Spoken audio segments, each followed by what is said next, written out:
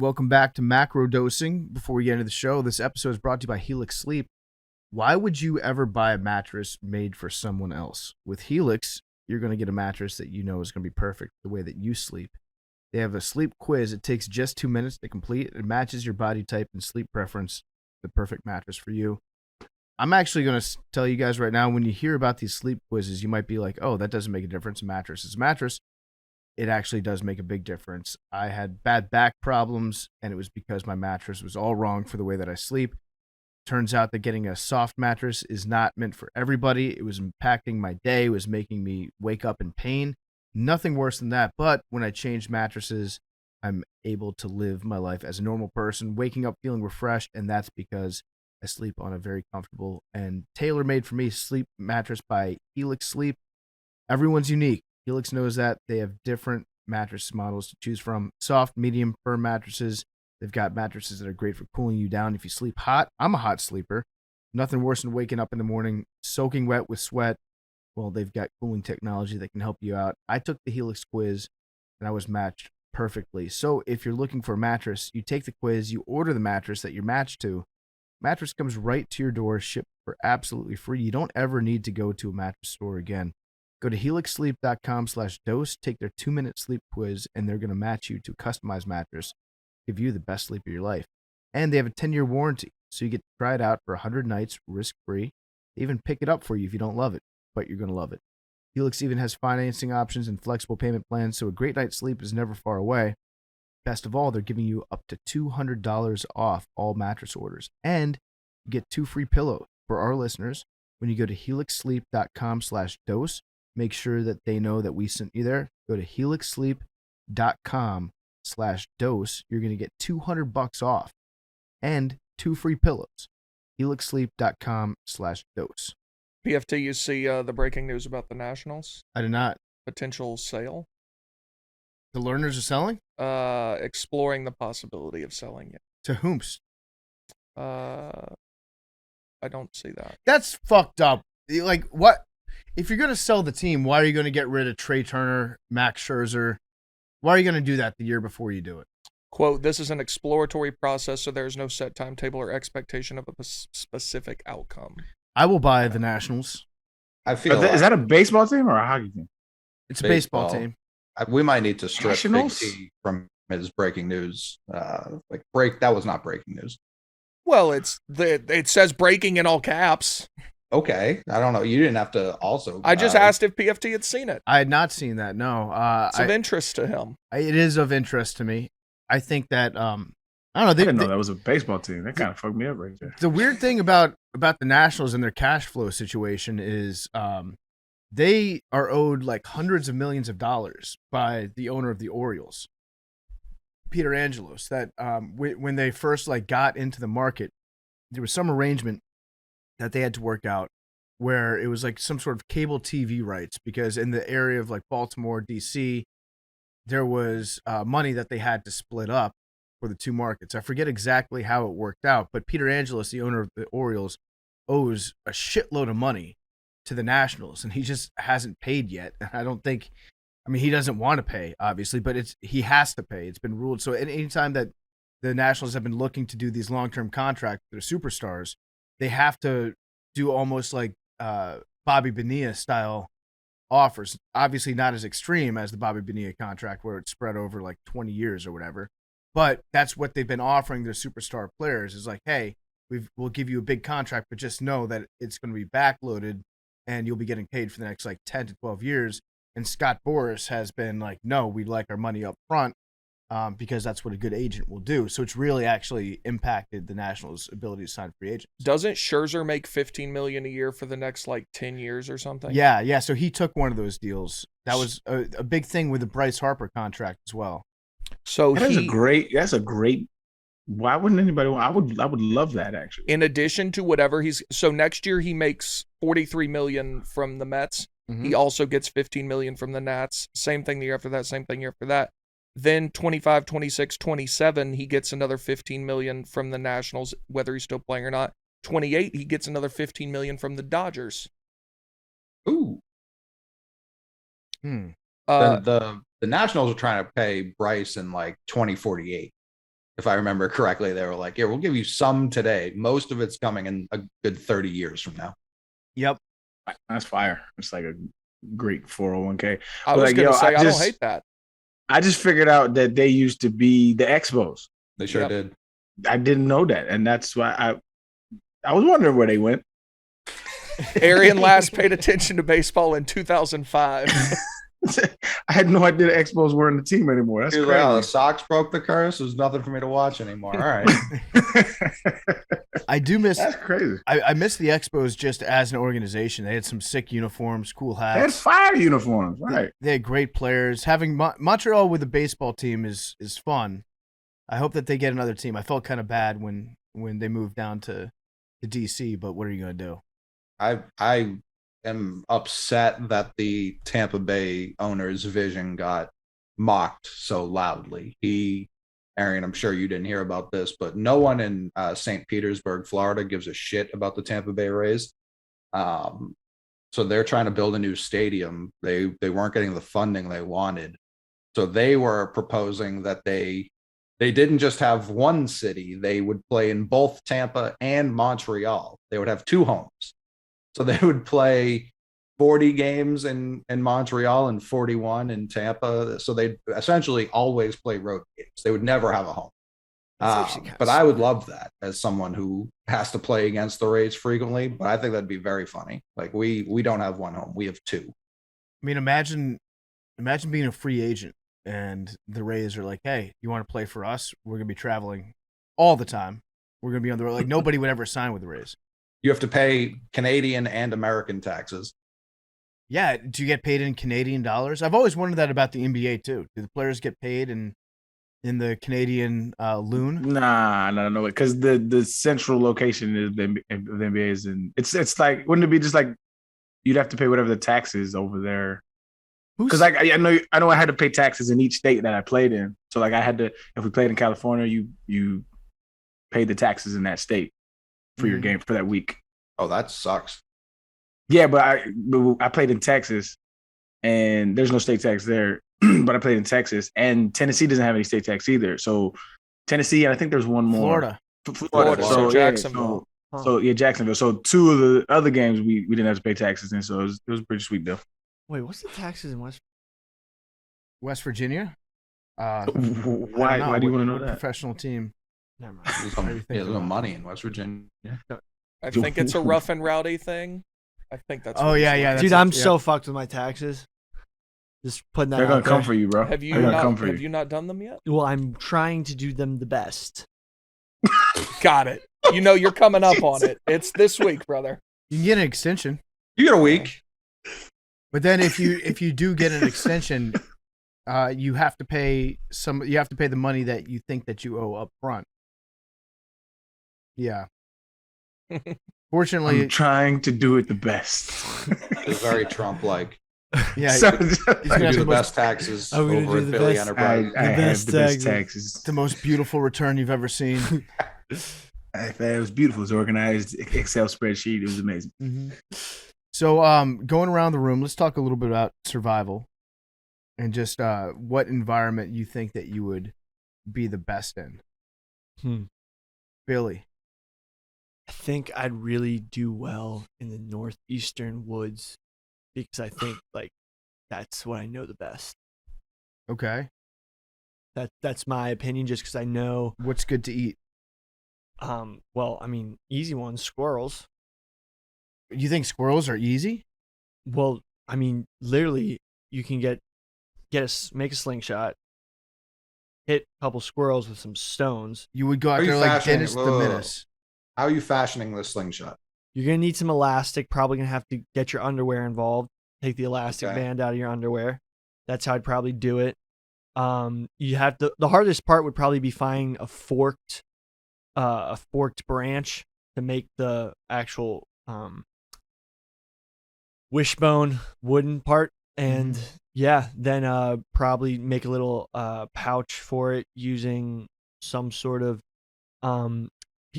piece of cloth, and then stones are going to be everywhere. And then honestly, hopefully the squirrels I'm around aren't like too deep in the woods. Squirrels, they're like used to humans type squirrels. I mean, like if you wanted to, you could go to Central Park right now with a good old Daisy slingshot in ball bearings and like go just rack up squirrels. Be like the Carson Wentz of squirrel hunting. Just like nail them. It'd be pretty insane. But like once you get deeper in the woods, they're less scared of humans. I mean, they're more scared of humans deeper in the woods. So you're good as long as your survival's on easy mode. No, I'm just saying, like, the shot would be hard the farther away the squirrels stay away from you. But Definitely. Do you really think you could hit a squirrel with a slingshot? I've done it before. Not even Okay. No. Not a slingshot. A homemade slingshot. The slingshot I did had. use was a Daisy wrist rocket with ball bearings. But I ate the squirrel. So how you do is this: you can only eat the back 2 legs of the squirrel, the hind corners, and they're honestly, like they say, they're comparable to the chicken wings in a way. So you killed the squirrel, and then you like skinned it. Yeah. You chopped off its back legs. Yeah. And then you put it over fire? I actually took it inside and put it in a pot and pan. Okay. This is something that actually happened. It's very gamey. So anytime Billy says this is something that actually happened, the alarms go off in my head, and I begin to think that maybe it was something that didn't actually happen. I will call my dad. I believe this one. Yeah, no, it was an exercise. Yeah, I was skeptical about you being so confident about you killing a squirrel. But if you say you killed a squirrel before, bro, I got no reason to be skeptical. Well, you need a clean shot. That's the hardest part. So, are you allowed to kill squirrels in Central Park? No, not in Central. No. It wasn't in Central Park. No, I'm just curious. I don't think let's check that out. Probably not. Can you? Because I was about to say I want to send Billy out now into Central Park, see if he can fashion a slingshot out of his underwear and his stick. Wishbone wood part. Yeah. I got a good elastic band today. MeUndies? MeUndies. Yeah. Great elastic band. It is a good elastic on a MeUndie. Yeah. The most deadly of all the underwears. I want to send Billy out there. Oh, but also but the number one thing we got today was fish first. It's true. Yeah. And honestly, it'd be much tastier. And I've done a good amount of fishing in the Northeast. Honestly, I would hope I was close-ish to the ocean. I'm a big fan of the ocean. I know. What about you, Big T? What's the survival situation you think you could dominate, and how would you do it? I don't think there is one. I'm not a survival type. No? I don't foresee any situation where I would have to do any sort of surviving that would go well. Have you seen the TV show Yellow Jackets? No. Has anybody here? Is that I know what it is. You told me about it. It's about a girls' soccer team, high school girls' soccer team, that their plane crashes out in the woods when they're on their way to the state or the national tournament. And I think there's like 9 of them that survive, and their coach, and they have to figure out like how to survive out in nature and like what they can kill and stuff. It's pretty cool. It gets like a little bit like Billy would like it, because it gets into like a little bit of the like spiritualness of being out in nature, and there's some like weird supernatural type stuff that may or may not be happening to them. Have you guys ever read Lord of the Flies? I have. I seen the movie back in the day. Yeah. It was fun. That make you think that you could do it? No, it was just it was a great commentary on the breakdown of, like humanity Mm-hmm. and how everyone just reverts into pretty desperate behavior. I do think that a lot of people have the fantasy when they're growing up of like, man, I think I could survive out in nature. There's a lot of like, if you look back over the course of history and literature, there's a lot that's written about just a story of some dude being alone by himself surviving. Robinson Crusoe. Yeah, I think that a desert island, I think I would dominate on a desert island. Like in Castaway, I've seen enough movies that I know how to make one of those little fences, make a tidal pool, and trap the fish in there. So when you use the tide as your fishing device. I'm thinking birds in that situation. You got to figure out how to kill birds. That's tricky though. But you just very tricky. You got to set up some sort of, slingshot, put some food, find out what they like, smash crabs because they love crab. Like if you're in a desert island, crab, like look under rocks, find a little crab, smash them, make sure they're in the sun so it gets smelly. The birds come in, they start pecking around. Got to then figure out how to, get the birds, and probably maybe the slingshot idea. But I'm also thinking maybe I'm a fan of the old cardboard box stick and then the long rope that's tied to the stick. Donny that's another one of the things he does. He can fashion really good rock traps with a trip and a snare. So like he can catch like good old fashioned big rock held up by stick that's attached to little bit of lure, then like rabbit or something crawls under there to get whatever the bait is, or if it's just a snare in the middle of a game path, and then it gets caught and the rock just smashes it. Two things I figured I would encounter a lot more in my life, much like everyone talks about quicksand. Yeah. But two things I thought I would come across more frequently is a large hole that I didn't see because it was covered by thousands of leaves. Mm-hmm. And those ropes that you step on and immediately flip you upside down in a tree by 1 foot. Yeah. The snares. Those things are crazy. I think. Yeah, I've seen none. They only exist in cartoons. Correct. But they look like they do the job pretty well. Yeah, it like creates an airtight loop around your legs, and then next thing you know, you're just hanging upside down. I want to learn how to make one of those. I think it has to do with tying a tree, because that's an actual snare. It's like bending a tree over. Yeah, it's like a sapling, something that's still like nice and pliable. Yeah. I think it actually does work with like smaller game animals. I would love to experiment with that. But I feel like the desert island, well, when I say desert island, I just mean I'm deserted on an island, but it's tropical.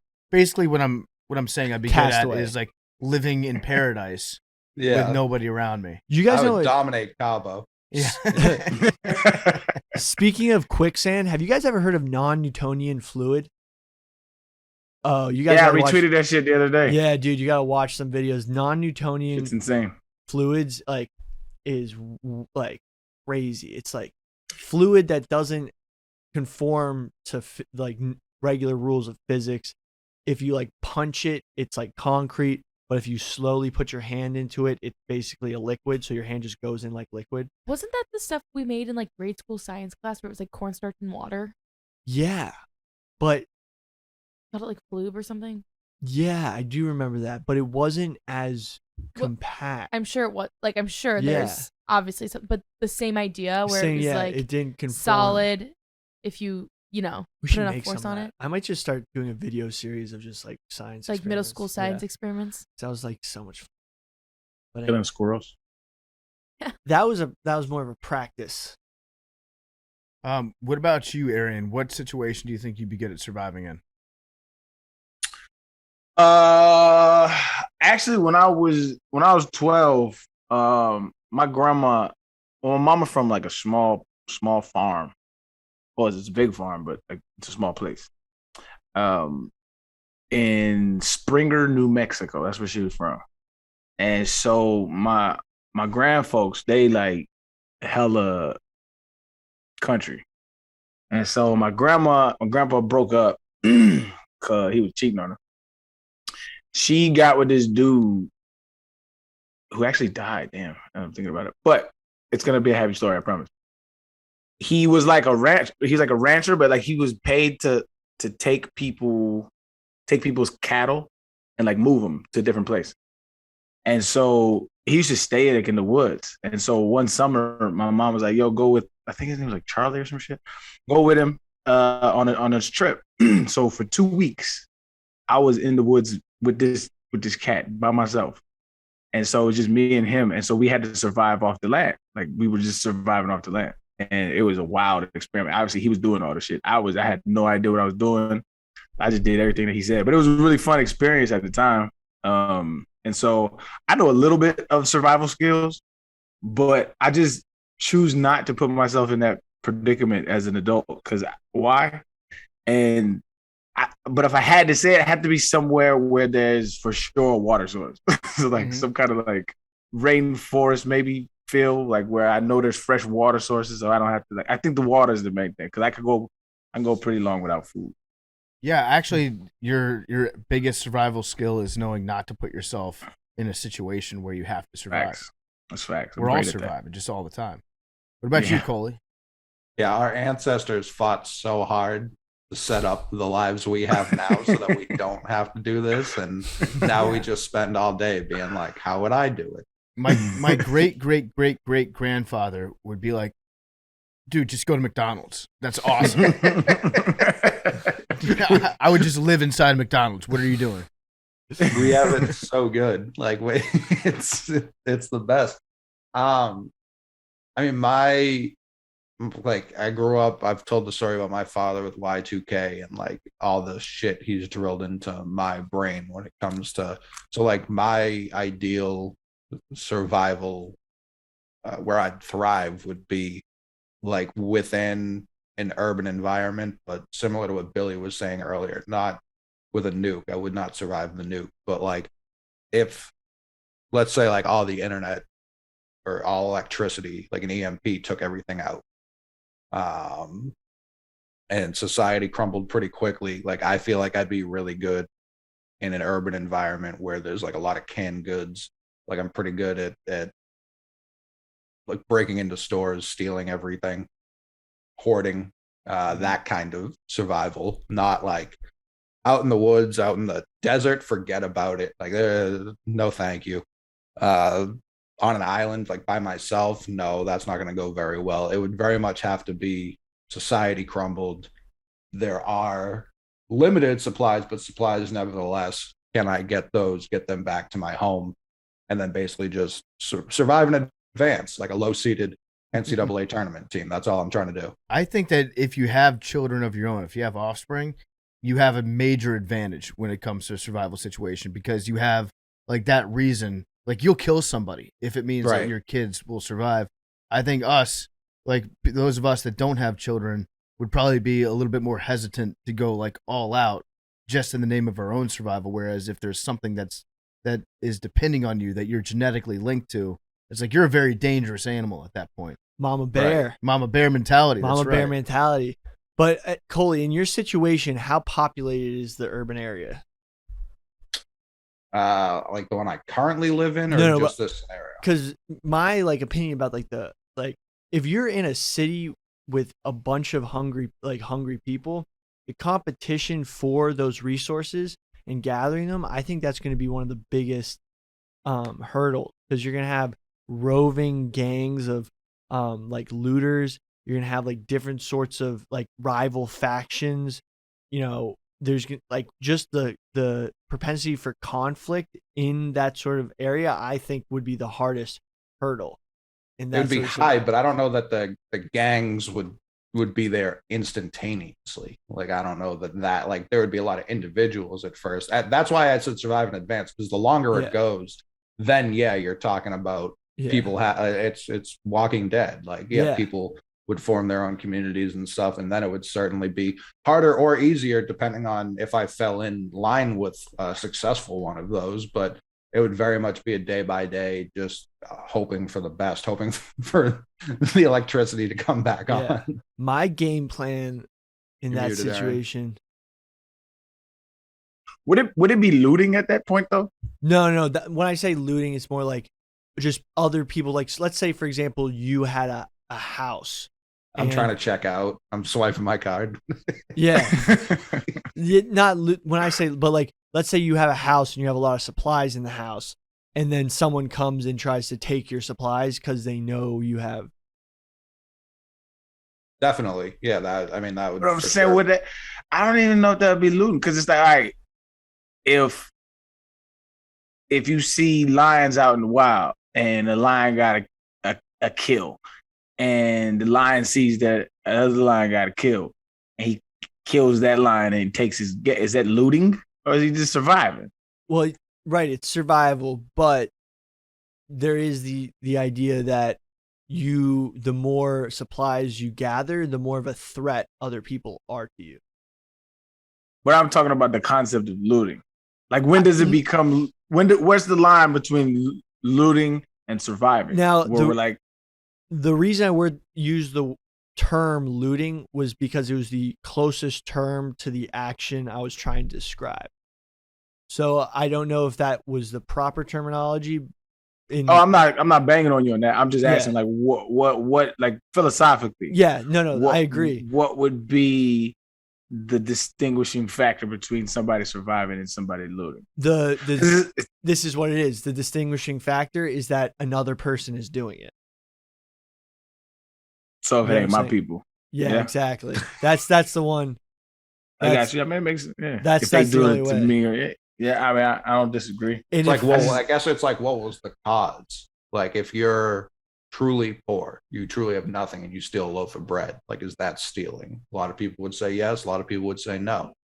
Like, I feel like the most widespread looting I can think of, like, the last 20 years was post Katrina, and those people were truly just trying to survive. And the way it was framed by certain entities was either these people are thieves, and other people are like, yeah, man, I mean, what do you want them to do? Like, there's not much they can do. Yeah. It's interesting. So wasn't there a crazy story that Chris Kyle claimed he was on top of the Superdome? Yeah, and that he was shooting looters. People. Yeah. That they deployed him? Yeah, but that's, who knows how much of that he was making up and how much of it was true, because there's a lot of stuff that he did make up. Yeah. And if that was true, then he's like just admitting to being a murderer. But what if he was sent there, obeying orders? You never know. He also, there was something that he had, I think Jesse the Body Ventura filed a lawsuit against him because Chris Kyle slandered him in his book and like made something up. And Jesse the Body won the lawsuit against Chris Kyle, and it was proven that like Jesse was in the right. Jesse the Body Ventura is maybe one of my favorite public figures in the United States, because the guy goes so far back and forth. You can't put a pin on what he's going to believe about any specific topic. No matter who you are, where you fall on the political spectrum, you don't agree with over probably 30% of what Jesse the Body says about any particular topic. But he just keeps going and keeps coming out with these takes. I like that vibe. He's a wild card, yeah. Real wild card. Do you remember when was he governor? What did he get up to? Yeah, he was governor of Minnesota. And I think on day one he like rappelled into the state capitol from a helicopter. all-time psycho. We should have him on the show. Actually, he did that. We should. He's done. He's what's the big weather controlling machine they have out in Alaska? Oh, DARPA. Yeah. He unearthed a lot of that, like brought it public. Yeah, we should do a DARPA episode with Jesse. Was it HARPA? I think it is HARP. Is it HARPA? I think it's HAA. Let's see. I'm looking it up right now. DARPA. Yeah. Okay. My apologies. Well, there's HARP. What is it? And what is this? There's HARP and there's DARPA. So DARPA is the alleged weather controlling machine. And then HARP is HAARP, and it's the High Frequency Active Auroral Research Program. That's in Alaska. Yeah, that's what I was thinking of. That's the program. That's like the research program. Okay, DARPA is something else then. Jesse's all over all these things. Yeah, oh no, listen, you're not going to sneak one past the body. That's not what you're going to do. DARPA is a time machine project that the Pentagon has been invested in. Yeah, it's the development of emerging technologies for military use. Yeah, there was Project Pegasus, and some people claim that they've been sent back in time to meet historical figures using DARPA. Oh, so there was that UFO. I don't know if it was. People think it was just contrails, but over Alaska, over the weekend, it was just this like you can't really. I mean, there's actual professional pilots who say that it was just definitely a plane flying in the sky. But just to touch on UFOs real quickly, I was like thinking about it a lot over the weekend after seeing that picture, and I 100% think that it might be the U.S. government anti-nuclear missile technology. Could be. The way they move, it's just like the way they describe them moving in ways we don't know, and hypothetically, they could be somehow bending time or space, just like, and that's how they move. And so hypothetically, Russia North Korea, they shoot one at us. We have something that can move before it even gets there, and that's why it always shows up. Like they always show up around, like shutting down nuclear missile silos in different areas. It's more of an anti-nuke force. Yeah, I mean that might actually make sense because I know that we do have the technology it's been designed to shoot down nukes, but from everything that I've read, it's like really bad. So if Russia were to launch like all their nukes at us, we could take out maybe like 20% of the incoming missiles, and we'd miss a lot of them. Because a lot of times when they shoot, the plans are when they shoot the missiles over, there's a bunch of them that are decoys that go over at the same time as the regular warhead, so you don't know which one to target. Yeah, and then or they're just all nukes. Or they could be all nukes. Like, but I think that old system is built a lot like the Israeli bubble system. What's it called? The something shield. The Iron Dome. The Iron Dome, yeah, and it takes down rockets by just like shooting them. If you look at it, it's a really cool system. I mean, cool in a physical sense. I'm not commenting on that, but just like how it shoots down rockets. Pick a side, Bill.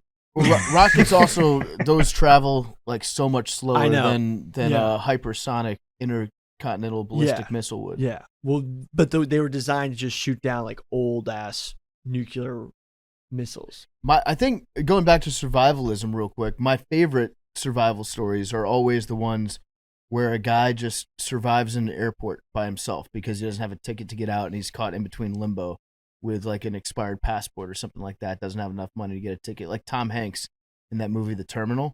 Where I think I could survive in an airport for a long time. You just keep moving around. That's the trick, is you don't sleep in the same part 2 nights in a row. You just keep moving. Maybe eventually you find yourself like a janitorial closet, and you take a janitor's outfit, and then you just walk around all day just pretending that you're a janitor. You don't get thrown out. I'm pretty good at not getting kicked out of places. Now, quick question. How much money do you have on you? If I had $500, I think I could stretch that out in an airport. You know how expensive How long? airport food and beers stuff are? Well, but at night, ain't nobody going to be in the kitchen. Yep, exactly. And I don't think I'd be like getting drunk, Billy. That'd be a real waste of money during the day. It's like, okay, I got $500. How long can I stay here? They got those $9 Blue Moons. That looks pretty good. Probably has some citrus in it. Get my vitamin C. Don't get scurvy. No, the trick is drinking Blue Moon. The trick is you load up. Usually the nuts prices that they have in airports aren't that bad. I would get a shitload of almonds. I would just buy almonds almost every day. Get all your energy out of that. And then I'd probably spring for some of the good airport water too. I'm a sucker for good airport water. There is. We got water fountains there, brother. Fountains, yeah. Yeah, but I mean, you see the tall Voss glasses. Those just look good. That would be my weakness probably. Like they still have like the McDonald's value menu if they have a McDonald's in the airport. That's true. It also depends on what airport you're at. If you're at Atlanta or like Bozeman, Montana. Yeah, Atlanta. I could survive for a long time in the Atlanta airport. That thing is so spread out. Yeah. That's a big ass airport. But like if you were in like Des Moines, Iowa airport. Mm-hmm. That would well. Now I'm hungry. It can't possibly be a U.S. based airport. You could just get home. Great point. Yeah, not if you don't have a ticket. Let's send you to. Also, when I said $500, you could just buy a ticket with the $500. So easy. Everywhere in the country. Oh man. Yeah, I don't know. There was a story about, I think it was a guy in China that had been living in an airport for a while, but it was just so that he could get away from his family. He just wanted to like drink beer and hang out in an airport, and he was just. I think he'd been in the airport for like 2 years or something. Legend. He was dead. He was just in Terminal C. Yeah. What about you, That's Avery? crazy. What survival situation? I said if you throw me in like an Amazon warehouse, that'd be it. I'd be able to survive.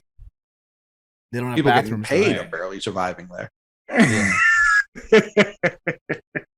No, I like it. They got bathrooms. Do they? I guess I'll have to find out. Yeah. You're not allowed to use them. They did a study of back injuries of Amazon employees versus every other known profession, and it is alarming how many severe back injuries those people are getting.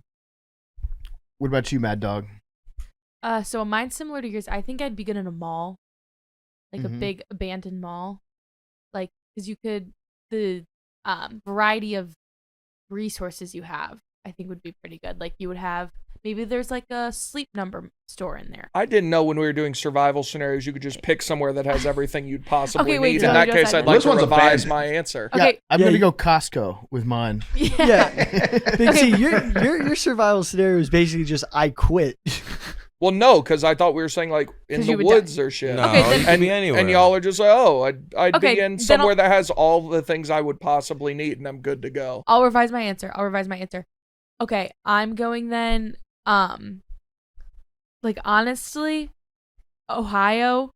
I know I talk about it a lot. Ohio gas station. Yeah, well, a rest stop. No, but like Lake Erie, like if you were stranded on Lake Erie, it's shallow enough because it's the most shallow Great Lake that I feel like if I were like I got stranded on a boat in Lake Erie, one, it usually doesn't freeze over fully if you're close enough to shore, and fresh water, and there's a decent variety of fish that are still there. Speaking of fish, and the thing about Lake Erie is that it goes from Ohio and then all of the states like Pennsylvania right there, and then you can go into Canada.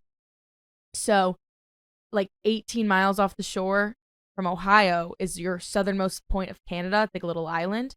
So if you just float long enough and you can just kind of scoop out water, I'm hoping it's not during like the dead of winter that I'm getting stranded.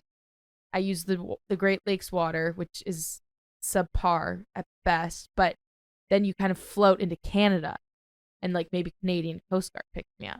How long do you think you could survive just on water? Probably longer than I you think think. you can do like 3. It's like 3 weeks, right? 3 It's weeks. like 3 Yeah. weeks. Do at some point do you stop getting hungry? Because the first, Yeah. if I don't eat for 10 hours, I'm super hungry. I can't imagine that you feel that exact same feeling for. can't. Dude, if you took a severely obese person and you put them in Why are you whispering? Just, Because just keep I talking. nobody Forgot he was on a hears. podcast. Like, if you get The fat fat can't people hear it. and they stop eating, Dude, No, yeah. there's- Let's talk about it. If you- hypothetically, Uh-huh. if you made sure that they could not have any access to food, you could only holy shit! Like how long? Okay, how- if you locked them in a cage and only gave them water and vitamins, they could survive for like years. for I don't years? think that's accurate. No, seriously. I don't think that's accurate. I'm talking like water I don't think so. Where and does vitamins. Where does he Wait, what do you get mean these vitamins?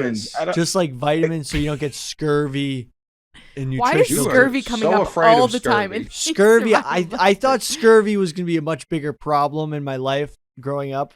Like how Coley thinks the traps. You think scurvy, Well, because I read so many pirate books that. but you're not a pirate.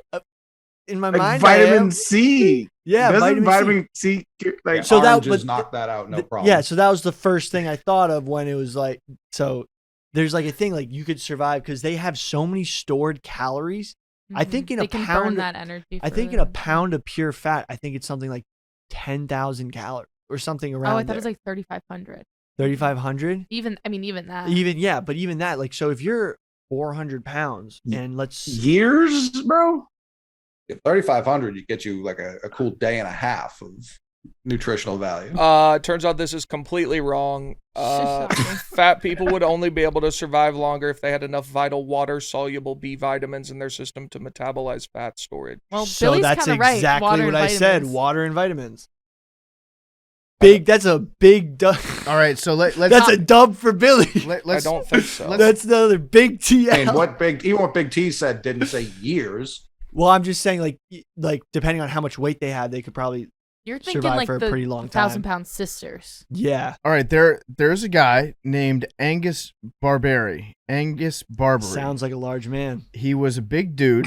He lived in Scotland. He fasted for 382 days, living on tea, coffee, soda, water, and vitamins, just living at home in Scotland.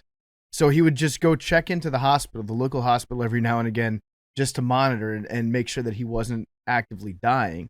He was 27 years old, and the doctors said that he should fast for a short amount of time. Barbary didn't believe him, and he wanted to reach his ideal weight. So I'm reading from Wikipedia right now. For 382 days, ending on July 11th, 1966, he consumed only vitamins, electrolytes, an unspecified amount of yeast, and 0-calorie beverages like tea, coffee, and sparkling water, and small amounts occasionally of milk and sugar with the beverages. So his starting weight was 455 pounds. He stopped fasting when he reached his goal weight of 180 pounds after 382 days. Yeah. What's buddy's name? His name is Angus Barbary. It's the longest fast ever recorded. So that's why obesity, like, so for example, like humans got the ability to put on all that mass so that they could survive crazy times where they couldn't eat food. So that's like, so honestly, all the people who easily put on body fat are going to do much better in a situation where they do not have food. I was reading a book yesterday. Actually, this doesn't come from a TikTok. This comes from a book. About how the bigger you are, the sensitivities that your brain has to be like your full decrease. So your brain, it's something to do with the body fat, and the chemicals in the body fat interrupt. I think it's leptin, the chemical that tells your brain to stop eating.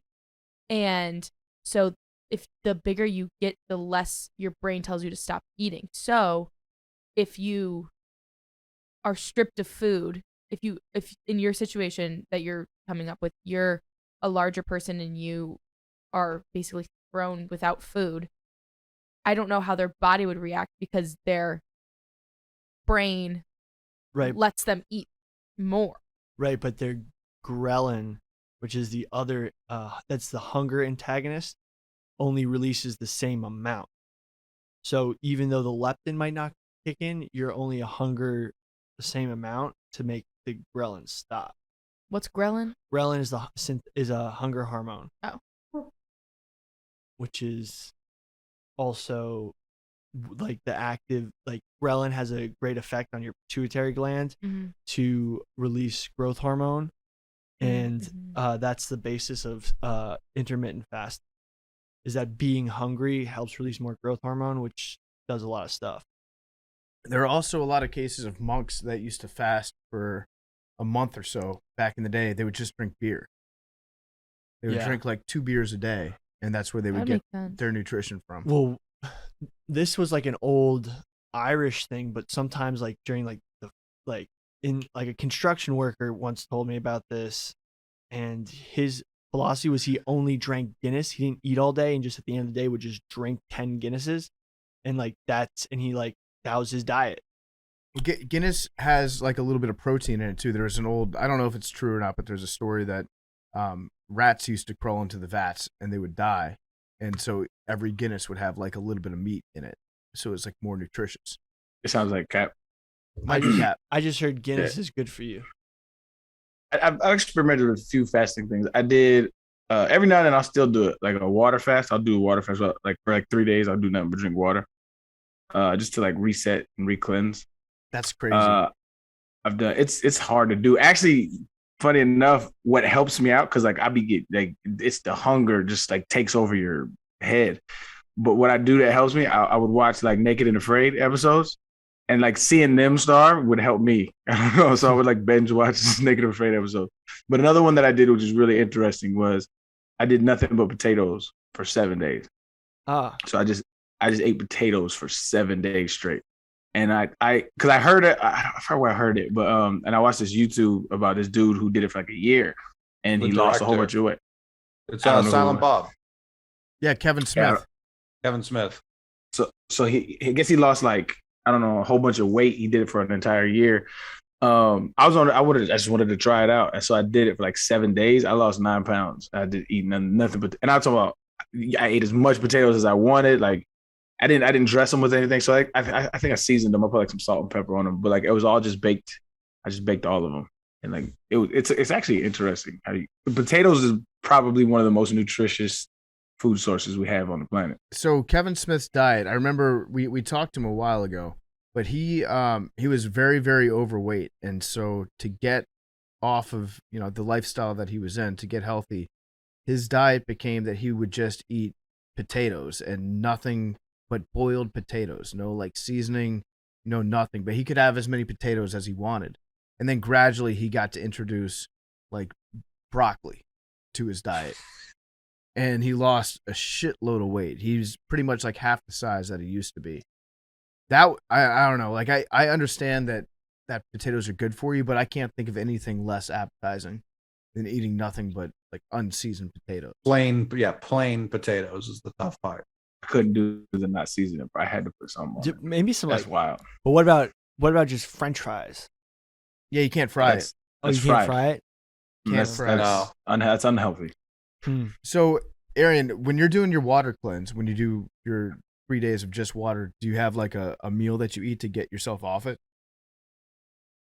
I don't. Yeah, I wouldn't. I don't go right into, steak and eggs.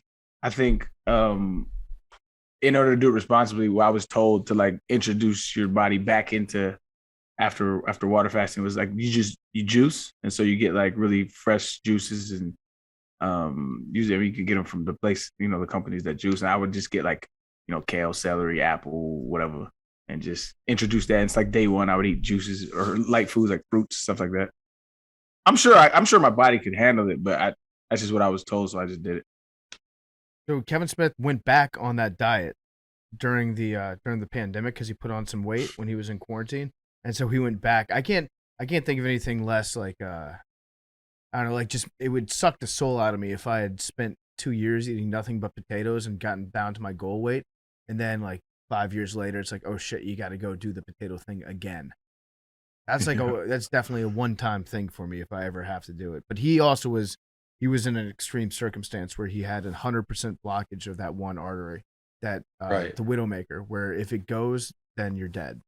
Oh, damn. But yeah, damn, just eating nothing but potatoes. That's gross. But I guess that's what they did in Ireland back in the day. Yeah, I did keto over the summer.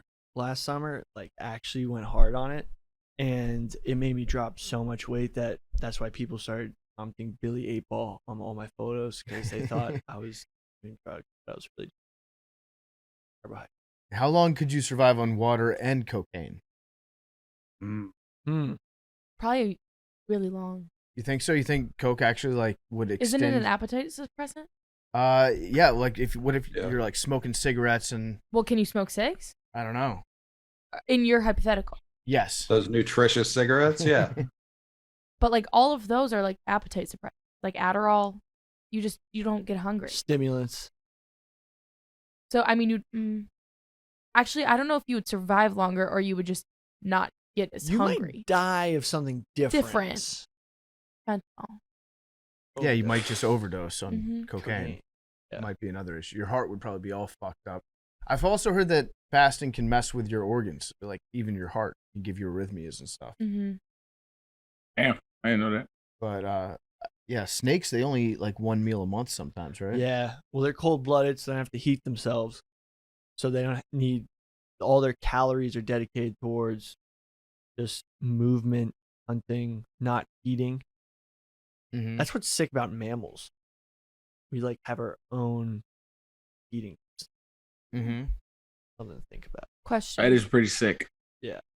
If we were in a Yellow Jacket situation, like all of us, how do you think that would go? Like, what would go down? Honestly, that's when Billy would shine, I think. I do too. Either Billy would absolutely shine or he would come back day one with some sort of poisonous part of a poisonous animal, and we'd all eat it and die. Yeah. Well, I think the most important part would be teamwork and cohesion. Would we go Yellow Jackets and like start eating each other? No. Well, that's what happens. No, it's still a little nebulous. Spoiler alert. We don't know. Yeah, no, it's all about like for example, I know people like, being on a Zoom, but like the whole thing is like cohesion, and like in those situations, it's not about like, it's about just accomplishment and group dynamic. Just getting small wins. No, it's just not about wins. It's not about winning or losing. It's surviving. About surviving. That's winning and losing. Pretty big dub, actually. Right, but it's like, it's going to be like, okay, guys, this is what we got to do. We need food, shelter, water. first, let's start building shelter. Other group go out to get A water, win. to find water. That's a win. But Those that are all that dubs. implies that Those are- there's a competition, accomplishment, but like You're it's- trying to win life. Yeah. right. But once it gets in those situations, once it starts to get quote unquote competitive, who can get most wins, that almost makes the group break. That's not the down. competition. That's interesting though. That you say that though, Bill. Well, because I've been in That like competition creates non-cohesion in a communal. Interesting. Yeah. Interesting thought. Big T, Yeah. what would your move be? Would you become a communist? Like if all of us were trapped somewhere in the woods, and Right out of the plane wreckage, he's like, I'm a communist now. yeah, we have a cabin. There's like a pond nearby, but we're trying to like contact people for help, search and rescue, things like that. But we're gonna be there for a few months. What's mine is yours, or you like if you find it, you eat what you kill. A survival situation is very different than the construction of an economic system Agreed. for a country. Agreed. So, I'm just curious. I don't think it's really an ideological problem at that point. It's very how's it different though? I mean, I guess you can have a philosophical difference as to whether or not you're like every man for himself or whatever. I think if we were all trying to be in everybody's best interest, we would, but that's very different than being a communist. It's because we're trying to honestly, not die in that situation. That would be one of the situations where nobody's trying to not die right now. No, but for example, everybody's trying to not die. Sure, but we're all living under a system where most people are fine. Now think about it this way. So what? No. What do you mean what? But Billy's been trying to get this point out for like a minute. What do you mean? Most people are not fine. Most people live check to check or worse. Most people are not fine. What he means is that food, water, shelter, in many cases, has already been achieved. I do think that there's a big difference between a group of like 7 to 10 people and then 7 billion people. I would consider us a homogenous group in that we all are the same, in that we know each other, work on the same podcast. So we are a insular group in that way. So, for example, let's say we all bring stuff to the table. We have hunters, gatherers, people stayed home to build, and we all come back at the end of the day. If I bring a deer home, and then we have fish coming from there, we have berries, we have fruits, we'd allocate them not equally, but in that we had an equal share of the stuff, but we gave to others what we deemed necessary. This interview is being brought to you by Coinbase. Coinbase is a trusted and easy-to-use platform where you can buy and sell crypto. If you've been looking to level up your financial portfolio, it's always good to diversify. If you think that you might have heard the name Coinbase before, that's because they were the ad at the 2022 Super Bowl that had the floating QR code commercial. They're also the exclusive crypto platform of the NBA, the trusted and easy-to-use platform to buy, sell, and spend cryptocurrency. The user experience is top of the line. It includes multiple resources to keep the user up to date on the crypto world. They also offer portfolio management and protection, learning resources, and a mobile app so you can trade securely and monitor all your crypto in one place. For a limited time, new users can get $10 in free Bitcoin when you sign up today at coinbase.com/PFT. Sign up at coinbase.com/PFT, $10 in free Bitcoin. This offer is for a limited time only, so be sure to sign up today. That's coinbase.com/PFT. Now here are Donny Dust and Ray Livingston. Okay, we now welcome on a very, very special pair of guests. We got Donny Dust and Ray Livingston. You can see them on Mud, Sweat, and Beards Mondays. Mud, Sweat, and Beards, Mondays, 11:10 Central on USA Network. We're happy to have you. Mostly, our co-host here, Billy, is extremely excited to talk to you guys about everything. I think you're pretty much his heroes. Are you what he is? You are what he aspires to grow up to be one day. So I'm gonna let Billy take it over. But again, it's Donny Dust and Ray Livingston, Mud, Sweat, and Beards, Monday 11 on USA Network. What's up, guys? So I'm Billy. you guys are one of the few rare individuals on this planet who probably have the wealth of knowledge to actually go into the wilderness and survive and be totally sustainable.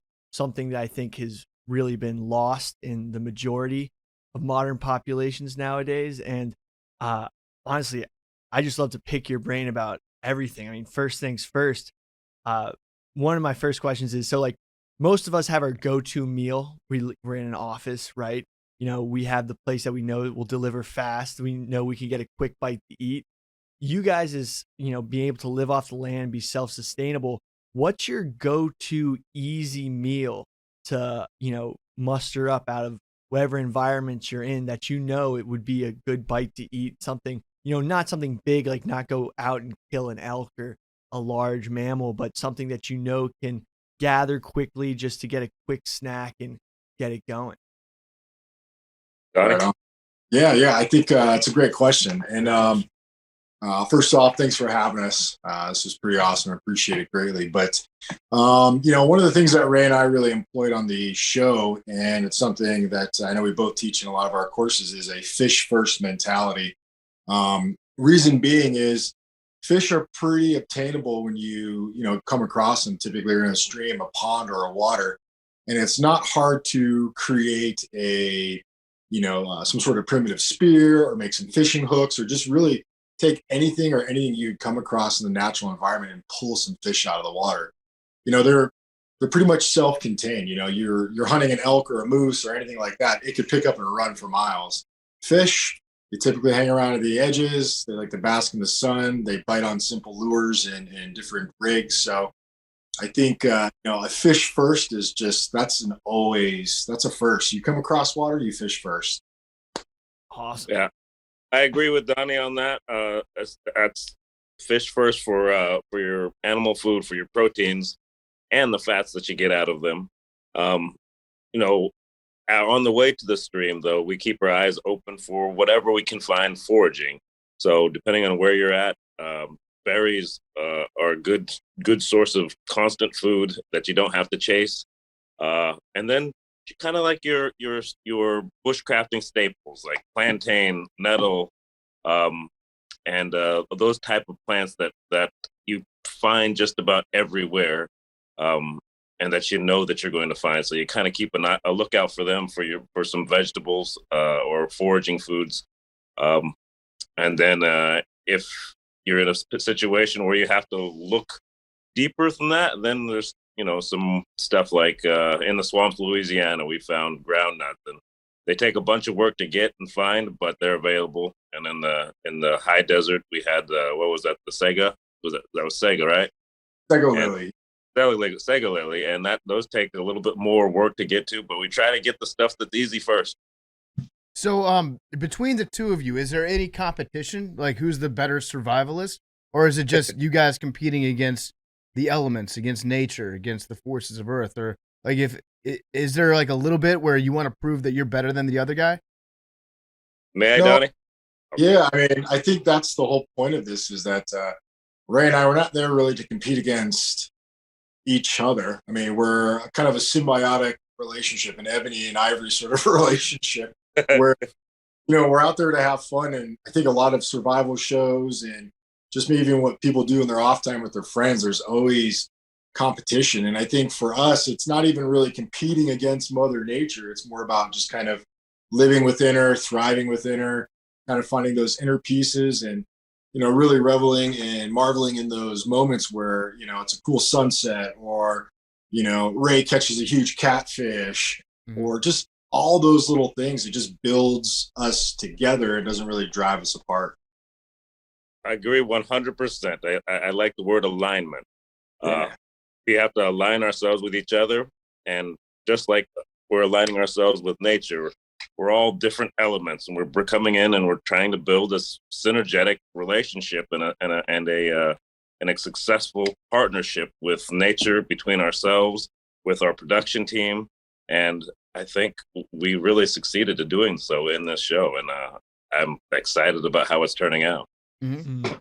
Now, Donnie, I was looking through both of your guys' social, but Donnie has some extremely mesmerizing videos where he crafts primitive tools such as, arrowheads, stone age axes, and honestly, go check them out if you have some time because you can just spend hours watching these.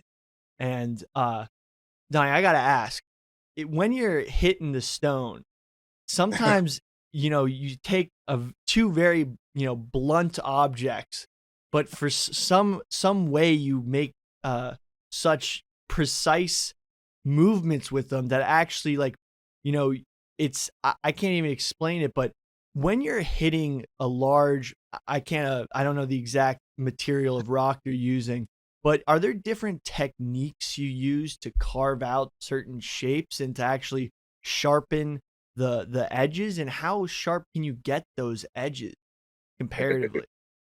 Yeah, so I mean, flint knapping is just an ancient art form and tool making form, and I mean, we've used stone longer than we've used steel. It's kind of my mentality and approach, but there's a lot of technique involved, and I can tell you it's taken many years to kind of understand how each stone works with every impact, from a large cobblestone to a piece of chert or flint or obsidian or novaculite. All these different types of stones, they all react differently based on the impacts, and there is a process to removing the stone. You start with a large piece of stone, and then eventually you try to get it down to something that's relatively thin to be worked into a tool, whether it's an axe or a drill. But there's a lot of kind of give and take. You break open a 10 million year old stone, and you never know what you're going to find on the inside. I found everything from fossils to crystals to just vacant voids on the inside, and it breaks in your hand. But flint knapping it's definitely an art form, and there's a very lengthy process. So a lot of people they try to flint knap, and you think it should be easy because, I'm just breaking stone, but every hit is at a specific angle in reference to how you hold the stone and what you're hitting it with, the mass of the object, whether it's a round cobblestone or an antler billet. And I mean, every point, every blade that, I have or make is just razor sharp. I mean, I think you'll probably see some butchering in Louisiana with some stone, and obsidian is sharper than a razor blade when you break it down at a microscope. It's incredibly sharp. So flint knapping's just been my journey, and it's a great way to kind of slow down in the bush and then realize that you can make everything that you absolutely need from the natural landscape, because we've been doing it for thousands and thousands of years. Ray, I had a question for you because I was reading your bio and I saw that you and your dog were the 2016 Canine and Handler of the Year, and your dog is named Leroy. I had a dog named Leroy as well. I think that's the best name ever for a dog. It doesn't get much better than that. But I'm curious about your experience. How are you judged as being Canine and Handler of the Year? Is it mostly based on the dog's behavior, or are people actually grading your technique in handling your dog? Well, there's a lot of fine handlers within our organization, and I think when they're doing that, they're looking at your dedication. I think we responded to 28 calls for service that year, and we had the highest number of fines. So we found people, whether they were responsive or non-responsive, but we had the most fines and responded to the most calls. So it was really kind of just paying homage to your dedication and the results that you get out there. So that was voted on by the board of directors for our search and rescue group. Oh, that's great. So it's a search and rescue dog. So you're going out in different types of situations and trying to find people that have gotten lost somehow. So that's very cool. Exactly. And in terms of you guys working together, I've always thought, and maybe I'm just I'm kind of ignorant when it comes to the world of survival. Most of what I've learned has been through shows I've seen on TV, like Survivor Man, or whether it's Bear Grylls. But it's always struck me as being a very individual type effort, being out in nature and doing these sorts of things. how is it? Is it kind of strange to collaborate on that, or has that always been something? Like, have you guys been individuals before doing this sort of thing, or was it kind of weird to come together and collaborate on a survival situation? Go for it, Ray. Well, I would say for probably both of us, we spend a lot of time alone. We are distinct individuals, and for most of the time, we roam the world alone. However, it is awesome to come together with a like-minded individual, a very skilled individual, someone that I love and respect as a brother, and to have these adventures. It really, I mean, it lightens a load, and the whole point of this show is to allow us to do more than we would be able to accomplish as an individual. You know, I can do so much, and I do it my way, and Donny can do so much, and he does it his way. But when we come together, it becomes a synergy that we're able to accomplish exponentially more than we would be able to accomplish as working as individuals. And that's really the point of the show, and have fun doing it. Mm-hmm. Cool. You got any questions? All right, let me chime in real quick. Are there any instances where y'all have a certain way of doing something and it's conflicting with each other? You know what I'm saying? You're like, well, I think it's better if we do it this, or I think, you know what I'm saying? Was there any kind of instance in one of those aspects? Yeah, I mean, I think on the show we didn't really come across a lot of that. I mean, we were always throwing out different ideas, but I think as grown men, and you know, we kind of live by the idea of lead by example. So instead of arguing about a point or something that's really not going to progress us where we need to go, we just, you know, express each other's ideas and be like, yeah, let's go with yours, or let's go with mine, and we try it. If you try it and you know you don't reach a certain level of success, well, then you deviate. And I think Ray and I, we're very adaptable, and we can change our minds based off Ray's input or my input, and it's not something where it's we have to do it my way or we have to do it his way. It's we like the sharing of ideas and how we can go about approaching, you know, different you know, problem solving requirements. That's beautiful, because I think my the appeal to American TV is like drama, right? so like when I watch like Naked and Afraid, because that used to be my shit. I love that show. I think the more intriguing episodes are when people are at odds with each other, but it's dope that you guys are like not like that. And you guys promise that you're wearing your clothes the entire time too, right?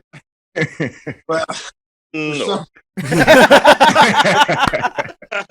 They tried. Yeah. There's a few blurry shots, but you know, Ray and I, we get along, and I think there's so much survival TV out there that is drama based, and it's kind of like that's not necessarily the case. I mean, how many times have you gone camping or hunting or just hiking with a friend and you just genuinely have a good time? Why can't we show more of that? Still, you know, discuss the issues, the food, the hunger, the weather, but let's present like a whole new level of authenticity to the outdoors and get people, you know, inspired. Be like, you know what, I can go do that. And when it comes down to it, I trust Donny implicitly at whatever he's doing. So we will discuss the things that we're working on together, and we need to work in collaboration. But if it comes down to, hey, we need a fire built, I don't question how he's going to do it. Like, he can rub sticks together, he can call lightning from the heavens. Whatever he does, there's going to be a fire. And when he sends me off, like, hey, I'm going to go take care of this, I'm going to find a way to do it. And quite often we don't even know exactly how we're going to accomplish that task. We just, hey, let's go and do it. There's 50 ways to skin this cat. Let's figure out how to do it. And we get it done, and we and our efforts support each other. Cole, you got anything for these guys? Well, I mean, if you can call lightning, I definitely wouldn't rub sticks together. That feels like a waste of time. I mean, we're talking about all these other survival shows, and the one that comes to mind is literally Survivor. Have you ever watched that show, and are you just like, oh, I would win this so easily? Like, do you have any aspirations to just go out there and dominate? Yeah, you know, when I was younger, when it was first around, I watched a couple episodes, and you know, I was a fan, but I think I'd probably kicked off pretty quick. Why? Well, I just feel like whoever provides, they don't want that person there. They just want to like get him to a certain point, and then they're gonna, you know, cut him out. They want all the backstabbing, the drama. You know what I mean? They like the drama sort of stuff. What I envision in my mind is I would slowly start my own camp, and then start taking captives and then the other camp. Like, I don't want to go down a rabbit hole of what I would actually do, but it'd be a So whole new. you're anti-backstabbing, but pro taking prisoners. Yeah. Yeah, if you're open about it, if you're like, hey, this is what I'm going to do. I'm going to show up and I'm going to dominate so hard that I'm going to make my own show that you guys will all be contestants on. He takes the camera guys first. Yeah. Turn into most dangerous game. No, you actually turn it into like a real, like everyone is now trying to survive with you on the island. That's awesome. That's kind of what I envision in my head. I'm in your camp, bro. Yeah, right there. I've got a scenario for you guys. I've always wondered about this. If I'm just stuck on a raft in the middle of the ocean, let's say that there's a plane crash, and I'm the only one that gets on a life raft, and just me floating out. Let's call it the South Pacific. So you got some sun for the most part. That type of climate. What do I do? How do I survive in that situation? How long do you think that you could pull off surviving, just you and a life raft? Just raft. That's a tough one. That's a tough one. I mean, the biggest concern is getting water, and while you're surrounded by water, the salt water is going to dehydrate you. So you may have to sacrifice some of your clothing, some of that life raft to find a way to collect the dew, and then try to find a way to get some food. But solving the water issue is going to be paramount. And if you've just got that life raft and nothing else, and you can't figure out something to find a way to collect the dew or collect water or something like that, just enjoy the ride. Enjoy the ride. You out. I think in that scenario, I mean, fortunately, if it's the Pacific, the South Pacific, hopefully currents will be able to bring you. It's the right time of year. You'll get some decent rainstorms, which would be a source of water. Everyone likes sushi, but you got to get creative with building fishing rigs. But exposure to the sun and hydration will take you. I mean, there's a lot of stories of people that have lived on life rafts for 40-some days, and eventually they come across. But there's a lot of adaptation, and just taking whatever opportunity comes your way is something to potentially keep going another day. Is it true that drinking ocean water will drive you crazy?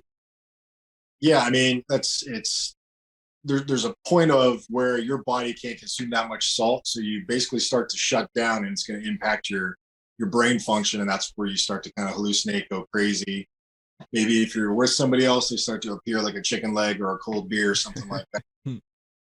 Yeah, there is no bueno. Yeah. Now I got a couple specific questions for both of you, and I'm going to start with Ray. Ray, why do you so I went through both your guys' socials. What do you find better about Mangalica pigs other than other pork breeds? That's one of those deep dives I would have taken, but I didn't have just enough time. What do you find special about that breed?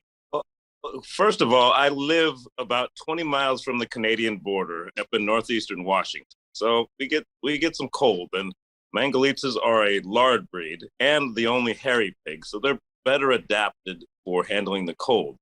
They got a great temperament, but the big thing, well, they're cute as heck, but the big thing is they're also considered the Kobe beef or the Wagyu of pork. Oh.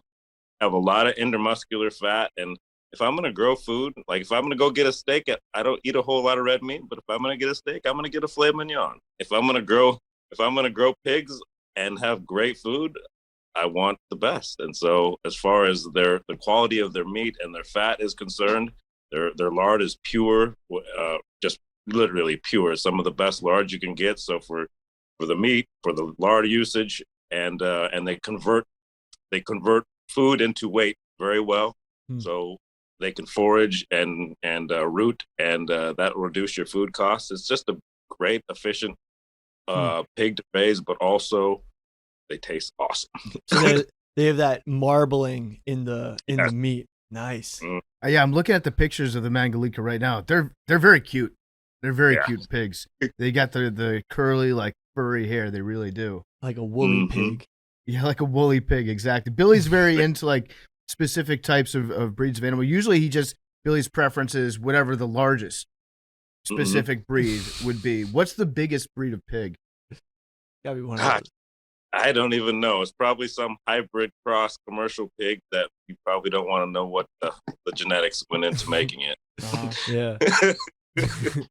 Do you have any other livestock on your property? Oh, just the pigs, Nice. a dog, a couple of cats. Awesome. Now, Donny, I know that you've done a lot of work being a consultant and advisor on Hollywood sets with different types of movies. And my question is what is the biggest misconception that you try to correct when dealing with writers, directors, when you're advising these different movies? Yeah, I think when it comes down to like the survival specifics, I think it really comes down to time. They replicate a lot of things that make it seem that you can achieve a task, build a shelter, make a fire, find food very, very, very quickly.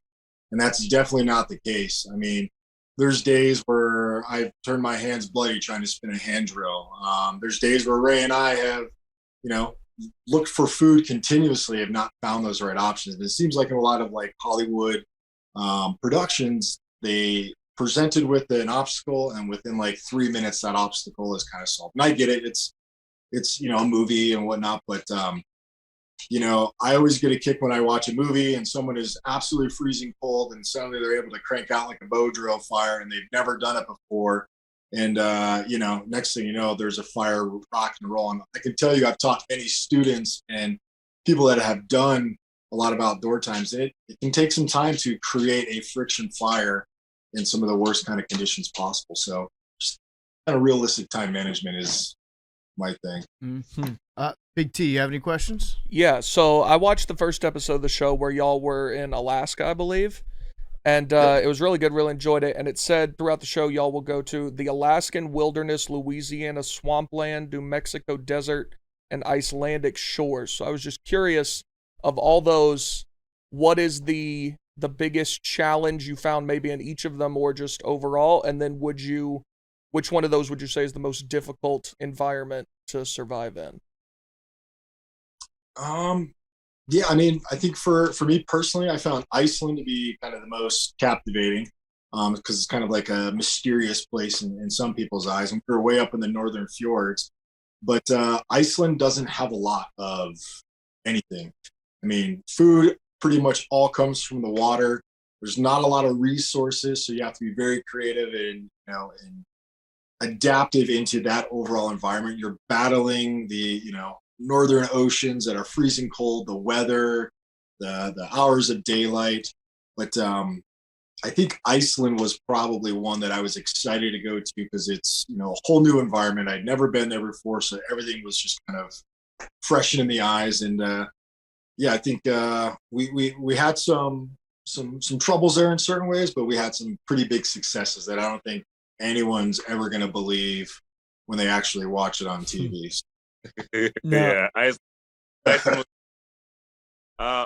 all the locations have their pros and cons, and with like in Louisiana, you're dealing with the mosquitoes and the heat and trying to not get the swamp itch, which but you also have a lot of dangerous animals around, but you also have an abundance of food everywhere. So there's a balance there. In Alaska, it's cold. You're dealing with 24 hours of sun, but there's also a whole lot of potential abundance in the food and the forage and the fauna out there.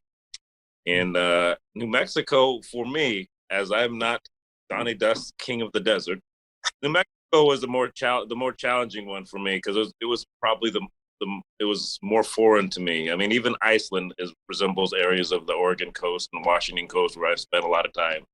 But in New Mexico, everything's far and wide. It's a desert. So, while we have a pretty good area to roam, we need more. We need to like quadruple the space in order to really, really feed ourselves outside of a hunting season and to gather the stuff we need and to trap. And so it took a lot of energy, and the heat took a lot of it, took a lot out of us. That was probably the toughest location for me.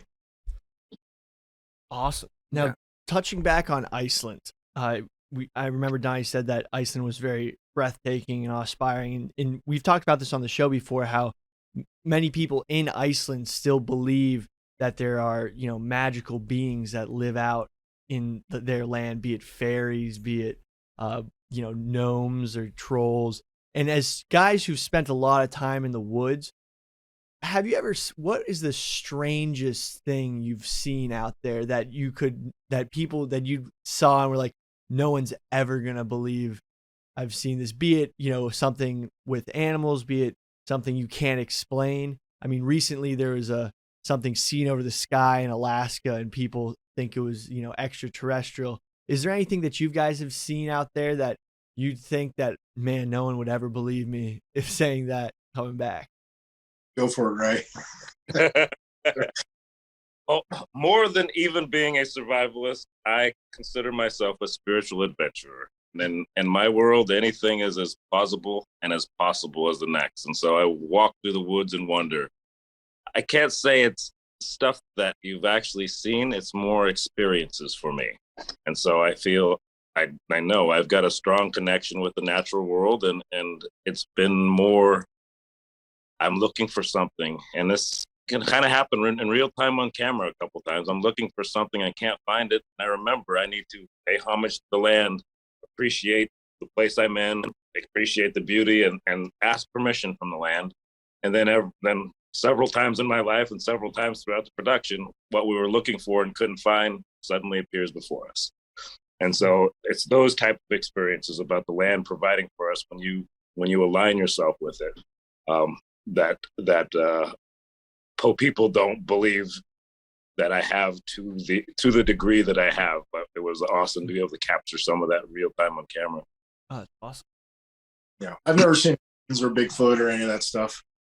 Spent most days, in the woods more than most, and I've never seen anything. Yeah, you're hearing a weird sound or something like that, but nothing that would stand out as it's a Yeti, a Sasquatch, a fairy, a gnome, anything like that.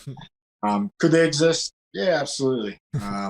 That's not my, I'm not really focused. I'm like, all right, I need to eat something, and if it is a fairy, I will eat it. I'm discussed that, D. Everything.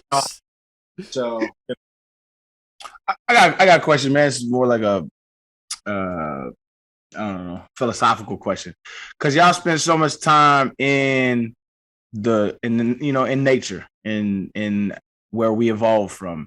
What do you feel like the modern society, our technologically advanced society that we spend all day on our phones, is like, what do you feel like the thing from nature that you guys get that we're missing? Because I'm a city kid. I'm not finna go and know nothing. But like, what do you feel like we're missing as a society as a whole from what you guys get from the experience out there? Yeah, I think people, they forget where they come from and kind of their natural connection to the landscape, whether it's taking your shoes off and walking barefoot, or eating something maybe they foraged or hunted. But I believe there's a loss of that kind of natural connection. I always call it your primal well-being. So I believe in like a mental, physical, emotional, and primal well-being. That's like the 4 tattoos on my finger. And that primal well-being is something that I believe alleviates stress, makes people healthier. It gives them a sense of wonder and curiosity, because all things in this world can be led by curiosity. And I think when we remove the natural world from it, and there's so many easy answers on social media and all sorts of news outlets, the easy answers, we lose that curiosity, and the natural world holds that curiosity. What's over the next mountain? What's around the next bend? And when we kind of embrace that natural curiosity, we just feel better. We kind of embrace that ancestral kind of DNA about exploring the world and adventuring and searching for kind of new places. And I think if people did more of that, a lot of the stresses that they have in life, or the things that they believe to be of value or of importance in their normal lives, would just quickly kind of fade away. So yeah, it's a connection, a rewilding. I understand that perspective. That makes sense to me, because it's like, if you're out in nature, all the stuff that we have that builds up in our heads as stressors, as things that might make us feel uncomfortable or give us anxiety. When you're out in nature in more of a like a bare bones situation, you realize what's actually important for your day-to-day well-being, right? And you don't have all that other junk cluttering it up a little bit. Absolutely. I say I really support Donny on that connection too, and in that connection we find our place in the world and universe. You know, when you look for the answers in the world of society and mankind and social media, what you find are things with bias. Most of these people want you to buy you something, sell you something, influence you to think a certain way or to align with something else. When you're out in nature, you watch and see the interconnectedness. You see the way that the bees interact with the flowers and the trees have symbiotic relationships with different other plants and animals, and you see how connected we all are in this, and without bias. And you kind of understand how life really should be, how we should coexist with each other, how we should help each other without bias or without necessarily expecting something from other people. But in doing so, that's going to feed us and feed our souls and provide for us in a cyclical manner. You know, you see that we're connected. Mm-hmm.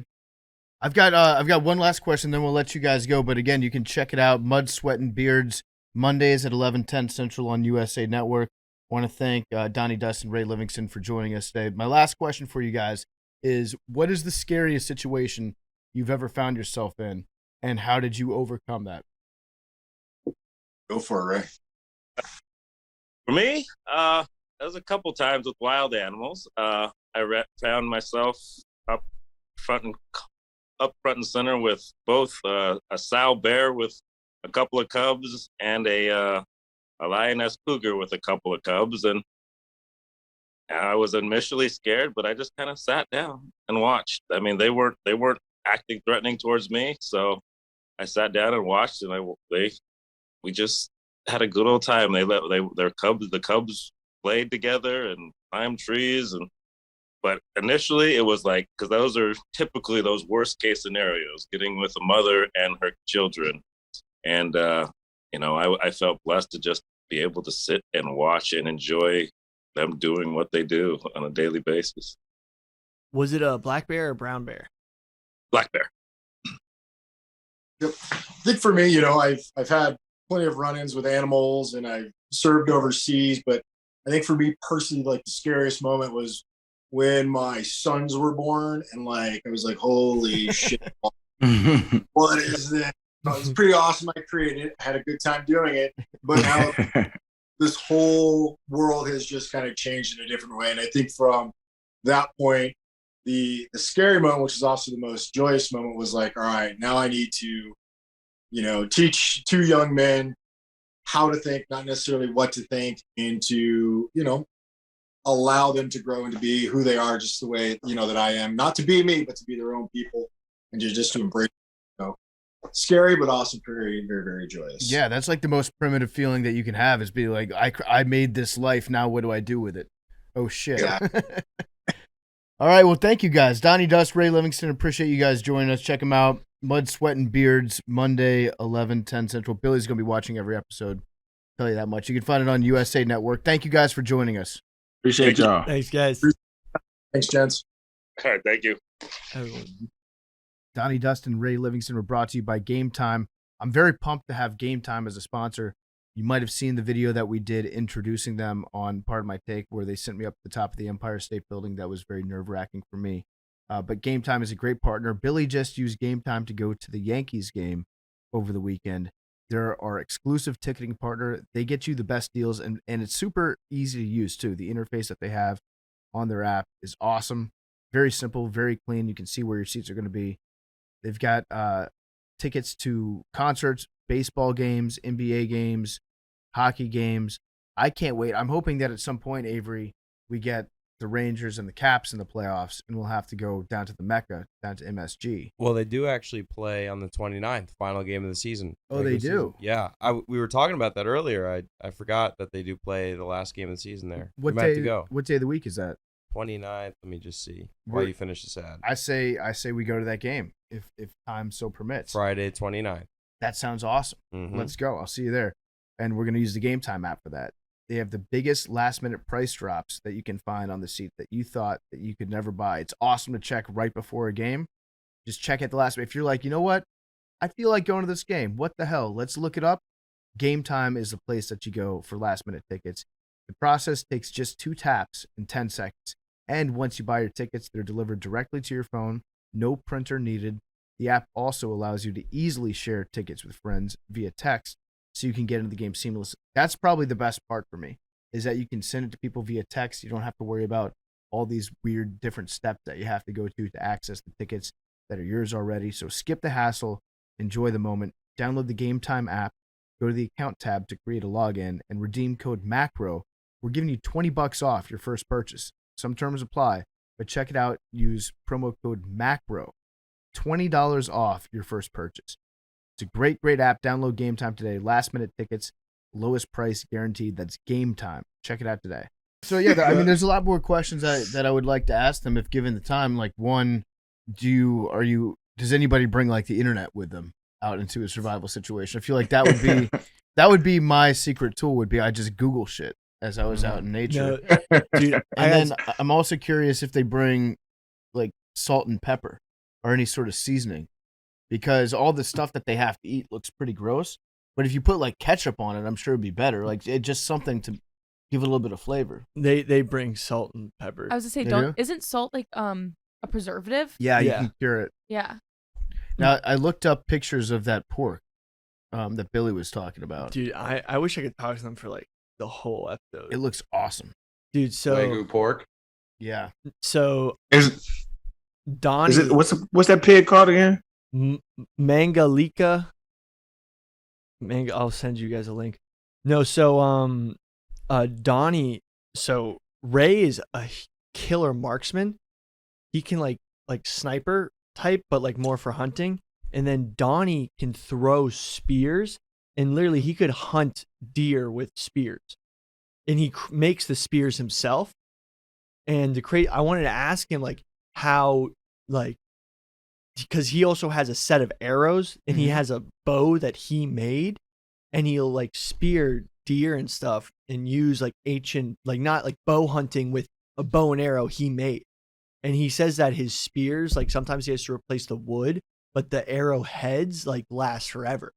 He's like, yeah, no, I'm like, that was a clip, but it's super interesting stuff. That's gonna fuck with like future archaeologists that look up in the past, like what was life like in the year 2022 in like Beaverton, Oregon, and they find like all these stone spears and shit, and they're like, it was still early man creating tools. Yeah, hunter gatherer. Yeah, out of flint and obsidian. And it's like, no, that guy, Cast of society. that guy was just like he has a TV show and he was doing an interview on a podcast. No, But I mean, obviously these guys are like, I saw some of the stone axes and tools he was making. The guy's legit. Like, dude, they're like artists. The way he's that they do this. like that man. Those two are gonna survive no matter what happens in the next decade, nuclear war, whatever. Those two are set. They're way better off than any of us right I don't know. I think, Bro, I'm doing what all right. is you? Billy's hilarious. What bro. do you Like, got, dude? The The supply nuke's chain coming and breaks he's down. just like bow and arrow. Yeah, like, dude on the you- Tootsie they Pop. can survive a nuclear war. What the fuck is you Oh, smoking, you're bro? telling me when shit breaks down, we're in these urban areas, there's gonna be Dog, looting, you just rioting. said they can survive a nuclear war. Yeah, What the fuck? because they're How can a survival anything make you survive radiation, bro? well, it's What the not fuck is you radiation. They're talking- far from population centers that would be nuked. Their nuclear exposure would probably be lower than anybody else, not and they'll still Oregon. be able to survive. Bro, I'm in Oregon right now. If Oregon gets nuked, this nigga's dying too, bro. No, but he's Arian, you don't he's even out there. You don't even know he's like really good at throwing spears. Dude, but Say I'm that just nuke saying. clean out of the sky with a spear. Well, I'm just saying. Let's say supply chain breaks down. There's a food shortage. They're set. He's got his Mangalika pigs. He'll be eating bacon while we're fighting for bacon at the supermarket and dying for it. And he'll Okay. just be chilling with his Bro, Billy, I think- breeding litter of I pigs. think Billy is like in theory right that if they're out in the wilderness when a nuclear war starts, they're probably more likely to know how to survive because they are survivalists. But I mean, if you live in Oregon and let's just say that Seattle gets hit with a nuke, or probably even San Francisco, there's going to be radiation shit that hits them. Right, but you guys know that there's been over like 2,000 nuclear bombs detonated on this earth since the invention. So like nuclear bombs going off, like it doesn't mean radiation goes everywhere. Right. You're acting like all 2,000 have been like downtown Tokyo and shit. Like that hasn't been the case. Most of them are in like a remote island in the South Pacific where everybody on the surrounding islands gets cancer and dies. That is not proven. What, the bikini, the Dude, atoll? there's 3 people who stood under a nuclear bomb that detonated above them, and I think they all lived into their 80s. They actually got superpowers. Now, all right, here's where we're gonna have to fact check Billy. Okay, let's look this up. Wait, what do you mean stood under? Like, what do you mean stood let me see under? this. Wait, Aaron, what he means is a nuclear bomb got dropped on 2 people's heads, and then they lived longer than pretty much anybody. The men, Colonel Sidney Bruce, Lieutenant Colonel Frank P. Ball, Major Norman Bodie Bodinger, Major John Hughes, and Don Luttrell stood their ground as a nuclear explosion went off 3.5 miles above their head. The day 5 men willingly stood under a nuclear explosion. Popular mechanics. Like, I'm not saying nuclear bombs are not dangerous. They are 100% dangerous. Thank you for clarifying. You're talking about like it's a loaded gun in somebody's house, like a loaded 9mm. It's a fucking nuclear warhead that's been designed to end the entire planet. I'm just saying, like, if like Portland or Seattle gets nuked and this dude who's living 10 miles from the Canadian border, I don't think there's a blast radius. It's probably, Sure, that I'm maybe I don't know you're right. Yeah. I don't know the radius of the radiation. What I'm But saying, I thought you were saying like you said they could survive a nuclear war. Like I'm thinking like nukes is raining down and these dudes is making arrowheads to survive. Like, come on, fam. I know, like he can't actually survive a bomb blast. I don't think anybody can except cockroaches. But just no, they're pretty cool dudes. I was down a couple. I like their perspective. I like their perspective about it. Yeah, because I often think about that. I often think about how complacent we are as a society, and I think it's due to us not being able to see the stars. Like if there was no light pollution and you can see how big the Milky Way galaxy is and how gorgeous it actually is, I think there'd be so much more humility. Like it's just an awe-inspiring sight, and like people back in the day with no electricity and light pollution, they could see that shit on a daily basis. You walk outside at night and you can see the Milky Way, but like we can't see that shit now. That shit is, I think that would change the way we think as a society. Renaissance. They're just staring at the sky, making inventions. Mm-hmm. I think that my money would probably be on Warren Buffett to be the guy that survived the longest after a nuclear war, because he's out in the middle of nowhere. He's in Omaha, Nebraska. Yeah, he's in Omaha. And he's also like one of the richest people in the world. He definitely has. I mean, if you have that much money, you're definitely dropping a couple million on making a survival bunker stocked up with all the stuff. Yeah. Like it's actually the survivalist stuff's actually pretty affordable. If you look at I know I got my soup. Yeah, like how much soup did you pay for? I think it was like $250 worth of soup. It's like 400 servings. Did it came in? It came in? Yeah, it came in. This time it came in. So I've been eating some of the broccoli. The broccoli rice soup is pretty good. It's good? Yeah, it's not bad. I don't know why you're eating it right now. You're going to need it later. I have to test it. I have to know how to make it. Stupid. Billy, you really think something's going on, huh? Like something about to happen? Oh, I don't know. I just was born in 1999. 2 years after I was born, there was a terror attack that took down 2 towers, and now I've lived through a pandemic. Oh, Billy's reading everything a meme. was fine. He before saw this on a 99. meme and he's just reading it off now. No, but like think about it. My worldview is so much like skewed because of think about it. Okay, I was born in 1985. I had all that shit happen to me too. I mean, the end of the Cold literally, War. the end of the Cold War. Now we're at the beginning of the third Cold War. I mean, the second Cold War. I mean, we're literally. Wait, are we in Russia. a Cold War right now? Well, there's war in Europe. My grandma went this is actually really tough on my grandma. I was talking to my grandma about this the other day. She was like, when she was a little girl, there was war in Europe, and she watched the whole century, like America progress, all this stuff happen, like progress, and now it's 2021. There's war in Europe. Mm-hmm. I'm just gonna throw this out here, Billy. I think most people, when they're alive, crazy shit happens on the earth. I think you're stuck in that. Like you're just like everybody else. I know it's weird to hear. No, but everybody else has had weird shit happen. Like think about Forrest Gump. Forrest Gump had way more weird shit happen to him than you did. Honestly, I would put my at 23 years old, I've been through some weird shit. Have you? Like some Forrest Gump type shit. In what way? Let's hear it. Yeah, let's hear it. I want to hear this. Okay, he was 2 when 9/11 happened. I'm telling you guys, I'm trying to find it right now. It's literally like a tweet. No, it's just a tweet saying. that said like, "Why am I depressed? Oh, I don't know. When I was in kindergarten, I saw the Twin Towers." Well, I never said I was depressed. Then we went to war. I'm just saying, why do you guys think that? You guys are like, what? Like, do you think something actually weird is going to happen? Shit? What is the weird shit that you have been through, Rob? Billy stood right under Tower 7 as it was crumbling. That's not what I'm saying. You know what? Whatever. Billy, I'm just saying that we lived through like all the same stuff that you did. Like I could literally we were on the earth too. Right before I turned 18, 9/11 happened, and there was a bunch of there were 2 wars that happened right after that. Then I went to college, and then the stock market collapsed like it had never collapsed before, and the job market was at its worst point ever. Right, but that was when I entered the job field. I know, but I'm saying I could make every event that's happened relevant to my life too. Yeah, but he was 8 though. No, but you guys. But the question was, I'm not saying it's related to me. It's like, why do I think that like some scenario might happen where we might witness a collapse of traditional civilization and have to sort of do sustenance stuff because a lot of weird stuff has happened. I don't think, but that's the question. Not that I think I'm special. Billy, in any way. You ever heard of World War II? It is. That's exactly what it is. Exactly. This happens to every generation. Every generation since the Bible was written believed that they were going to be the generation that saw the downfall of society and the end of the world. That's all you're talking about. That's like Billy needs to rewrite. We didn't start the fire. Global warming. Right. Yeah. They move the goalposts as to what's going to end the world, but every generation believes they're going to be the ones that see it.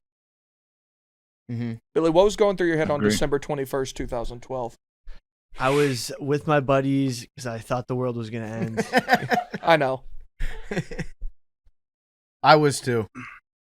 But by the way, when I said that one was one that was like so widely passed around that I was like, you know what, this actually might be the one. Those Some Mayans, better safe than sorry. Those Mayans, they are pretty advanced civilization. Yeah, you see Apocalypto? Yeah. Not really. What do you there's a theory that the world did end in 2012. Yeah. And we're living in like a post-vacuum, not simulation, but the world did end. We don't realize it yet. We're kind of in a like purgatory-like state. So I saw another thing that, you know how the Ethiopian calendar's 10 years before us? Yes. And Ethiopia operates on a different calendar, something to do with the Gregorian and Augustan calendar, and the Pope switched everyone in Europe, but Ethiopia is on a different calendar that's 10 years before. So there was like 2022 was really 2012. Okay, so this December is when it's going to happen. Yeah. Speaking of people that didn't survive, Arian, thoughts and prayers to your guy Frank Vogel. Oh, the Ofty? Well, today. He's going to find out today. He's going to find out today, and so he did a bad job of signing Russ Westbrook this offseason, so he's the guy that's getting fired for it. LeBron is throwing him under the nearest bus, and it's going to back over him, too. So, explain me this, like, LeBron threw the coach under the bus? Yeah, I mean, as he has with every coach he's ever had in his career. First time. Pretty much exactly what's happening. They had a bad team, and so they're blaming the coach for it. How quickly we forget NBA champion Frank Vogel. Well, this is an interesting point, PFT, because you would think someone who won a title 2 years ago would. Would you stop with the bullshit? I'm in the middle of talking, Arian. But I can't let you spout bullshit. Well, no, listen. If a coach truly won a championship 1 season ago, they wouldn't fire him via Twitter and not to his face. They would show him a little bit more respect than that. But that's not what happened. It's almost as if the Lakers themselves don't really view that as a real championship. Coley, I don't tolerate misinformation on this podcast, and I think you really got to stop spreading the misinformation. And opinions, misinformation now? I think you're misinformed. Well, Yes! Yeah. Oh, yeah. Okay. I was being facetious. He wasn't. Yes, opinion is misinformation. How do you figure? Because you're lying. What am I lying about? You're bending the truth to try and fit your narrative. So it is the truth. It's just bent a little, you're saying. You're bending the truth to fit your narrative. Well, so It's Arian, not a narrative. The truth Lakers- is they Lakers won the just championship. made The truth you're bending is it didn't count. so Arian, That's not- you're saying that you would They- keep him, that you would keep Frank Vogel after they He's missed certainly the not the playoffs. problem. I'm not saying that. I'm not saying that. He wasn't I the think- problem. I think that the team never gelled well. I think them getting rid of Caruso was the biggest mistake. Any championship team has to have somebody come off the bench that sparks the squad. They didn't have that. They didn't have nowhere close to that, actually. And Russ is not a facilitator. And so when you have perimeter players, you need a facilitator. And Russ ain't that. And so Melo was supposed to fill the role of that. I think he played pretty well. I think Melo played okay though. I don't think he's not gonna give you the effort on the defensive end like we all want to see. No one on that team did. They have a lot of issues, but I don't think the coach was one of them. No, it was a tough look. Just they fired him for Woj, like the Lakers. Did they really? Yeah, they He found out when he asked walked into his Vogel press conference. in the press conference, like, "Hey, when did you find out you were fired?" And he was like, "You just now saying that is how I'm finding. Like, what are you talking about?" Damn. No, like that's something a poverty organization who takes loans during a pandemic would do. You know, the best story about a coach getting fired was Freddie Gonzalez when he got fired as the Braves manager. They didn't tell him before they switched his flight. Like, he got an email from Delta that said he was flying home from Pittsburgh to Atlanta, and he was like, "We're not going back to Atlanta. We're going to like San Diego or wherever they were going." And he was like, "Oh, I just got fired." That's pretty bad. Tough, man. Lane That's tough. Kiffin went through a couple different interesting firings. Yep. One was when they didn't let him back on the plane. That was at USC, right?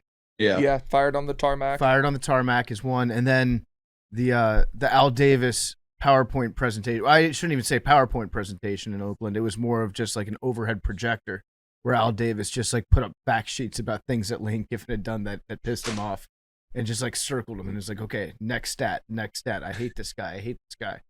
Yeah, he's been fired. And also, I think there was another time that he got fired that was. Oh, it was. Well, he didn't get fired from Tennessee, but he left and called a press conference at 2 a.m. and was like, "Hey, there was that, but I'm gonna head out." there was also when he left Alabama when he was going to go take another job at UA.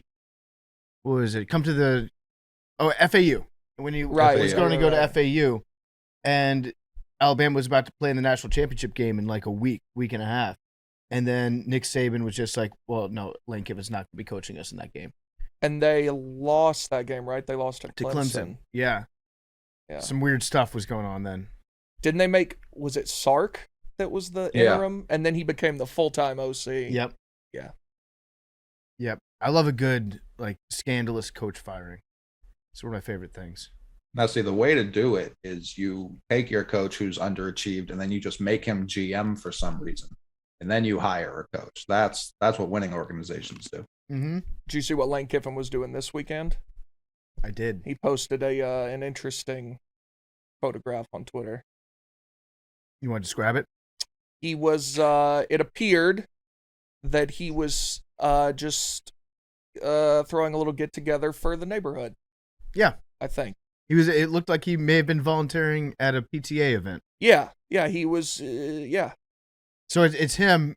It's a prom picture, and it's like every girl that goes to this high school in her prom dress, and then Lane Kiffin behind him, and he's the only guy in the picture.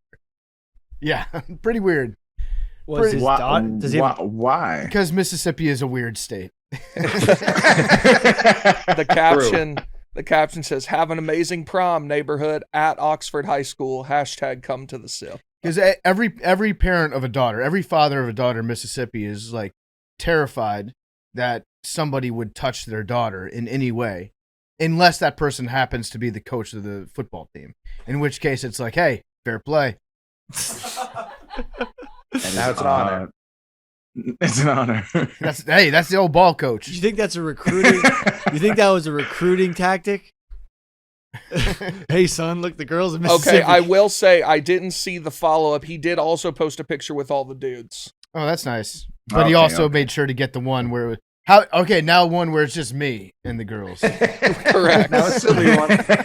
Yeah, do a silly one. Everyone make a funny face. He does one where he takes like a series of 20 different pictures where he's just going down the line and standing behind one of the girls with his hands on her hip. Do you want to know what he did that's actually incredible? He's very online. Like, he knows what he's doing on Twitter. So the first one, as I said, says, have an amazing prom neighborhood at Oxford High School. That shows he's very online. He is. That shows up to everyone, right? The picture with the dude starts with at Oxford High School, so it shows up as a reply. So the only people who see that are people if you go to his page or follow Oxford High School. So that one didn't go on people's timelines. Smart man. Did he put a dot? Nope. No dot. Oh. No dot. Sneaky. I wanted to get Big T's feedback on a very important thing that's happened over the last week in the online community.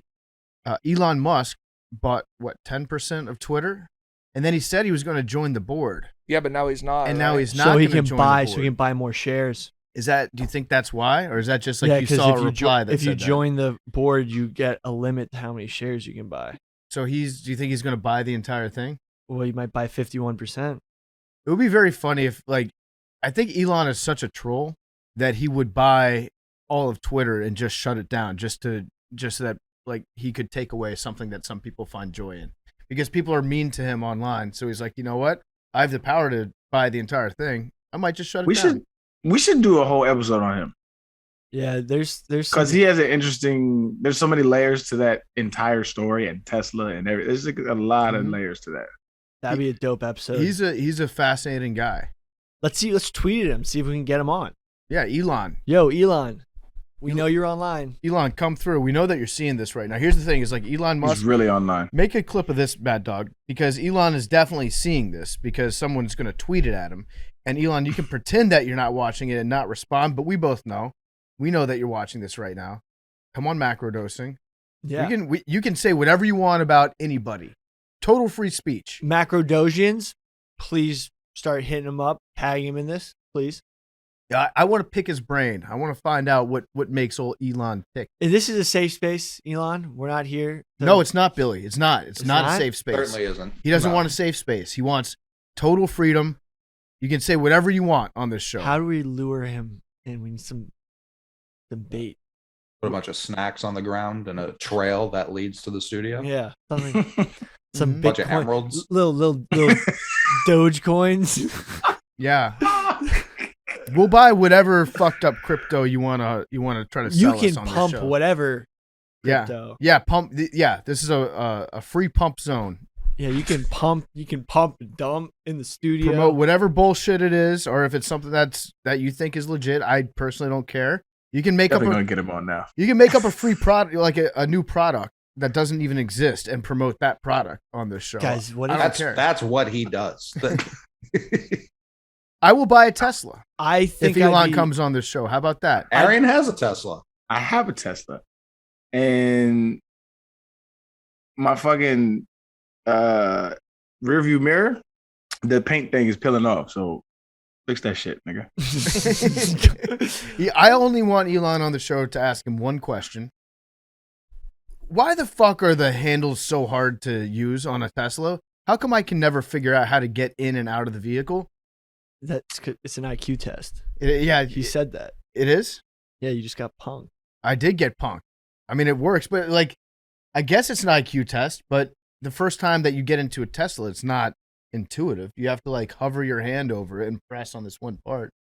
How really? Was I supposed to know that?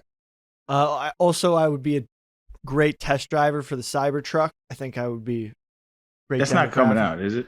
It's coming out sometime, but I think I don't think it is, man. All of his plans are eventually. One of the funniest shit I've ever seen was when he was like, when he was testing the windows and how it didn't. And the dude's like, he's like, throw it. It's shatterproof. Throw it. The dude threw it. He's like, ooh. He threw like a bowling ball at the. But the thing is, it didn't. It caved in, but it gave. You are such a simp. It is hilarious. It bent bro. and did not break. The shit broke, bro. What are you talking It about, didn't man? smash. But like, for example, if you got hit with a bowling ball in your windshield, it didn't. That shit is crazy. I feel like the things that are going to hit you are way heavier than a bowling ball. A car. Yeah. Yeah. I like to think For he was instance. doing it as a joke, where it was like, go No, ahead, it wasn't. try to break it, and then immediately just like explodes and disintegrates Well, when this- somebody throws a rock at it. Well, look, That'd be However, very. if the whole car exploded, that would have been a I'm great. bit. gonna simp a little. They were hitting it with a sledgehammer before, and the sledgehammer to the side of the car may have like messed up like the actual Are you serious? Right frame. now? Well, There's if you no watch way the you're whole serious. video, did you watch the whole video? There's no serious. He's advertising it as unbreakable windows. Those were his words. I didn't say that. He put that standard on him. Like, listen, it's shatterproof glass. It's bulletproof, but they shot it with so many bullets, it finally broke. Like, what do you want from the glass? No, they It's hit only the so bulletproof. frame. They hit the frame, which caused it to get out of place and just. There's no way you're integrity. Real. If you You're look trolling. at the, You got to be trolling. if you look at You're the trolling. video, if you look at the There's video, no way. you get. I don't what, believe that you're okay. serious right now. I think that Billy would be a valuable piece to any of Elon Musk's companies, but specifically Tesla. Just hire Billy to figure out how to break whatever it is that you're designing right now. I Billy think I will would be a your huge QA guy. asset to Tesla, freaking SpaceX. Shoot me like those. Look. I know you know how they shot monkeys up into the atmosphere to test the rockets first with NASA. I think I'm down for that type of role at least to be a space monkey. You can be a monkey. Yes. I would like to be a space monkey. I think I'm more than Can't believe what I'm qualified to. hearing. This is wild. What? You go into outer space. Also, if you stay up there for long enough, you get like 2 inches taller. Yeah, it decompresses your spine. I have a fractured L5 that's healed, needs a little help. Be huge for both of us. No, I'm not gonna sip that hard for Elon Musk. I think you already did. Yeah. He's wet. His hair is whack in the like. How are you gonna let Jeff Bezos get more jacked than you? That's just beta move.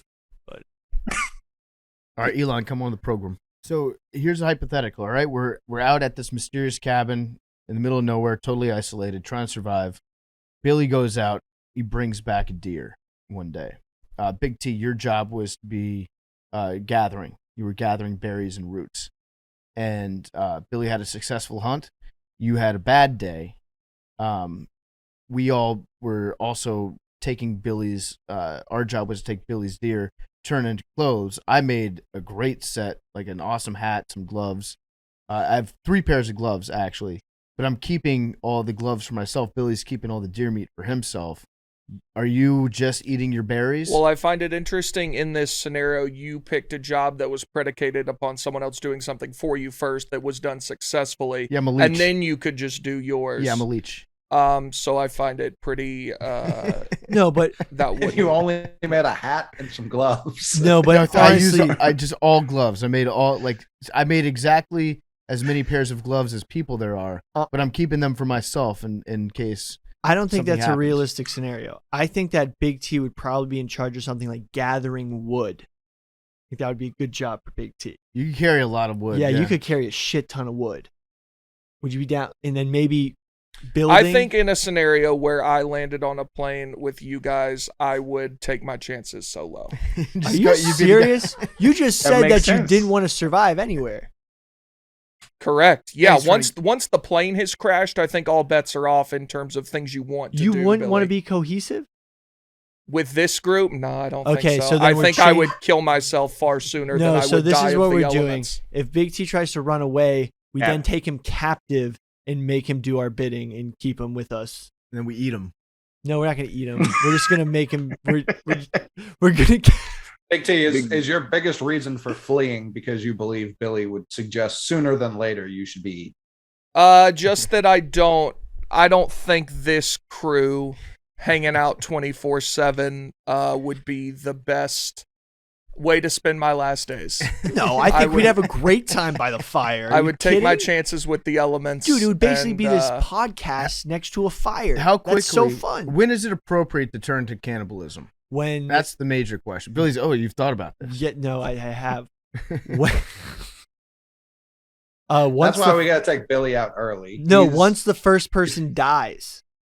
Do you have the funeral and then you do the cannibalism? No, it's basically you need to kill him if he dies naturally.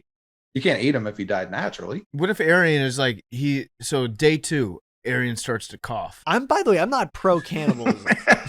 He's like do you start just looking at him sideways? No, just like when Sylvester the cat would look at somebody and see them turn into like a big piece of a chicken drumstick? Is that how you'd be looking at Arian? No. This is what we do is we first we go after game. Like we start killing a bunch of squirrels and we have squirrel legs for dinner. Like it's not going to be that hard. Like if we're at Wait, did you say squirrel eggs? Squirrel legs. Okay. All right. So I mean, but like if we're at sea Squirrel and eggs. we have nothing to eat, I may before eating a human, maybe cut off a little and use it as bait for the fish. Who are we cutting? Whoever died first. How do they die? Billy, who's dying first? And this crew, who's dying first? Yeah. Sunstroke. Who knows who's gonna die first? Would you ever withhold? Who you betting on? All right, let's say that Arian, he's coughing. The cough is getting worse. Now he's coughing up blood.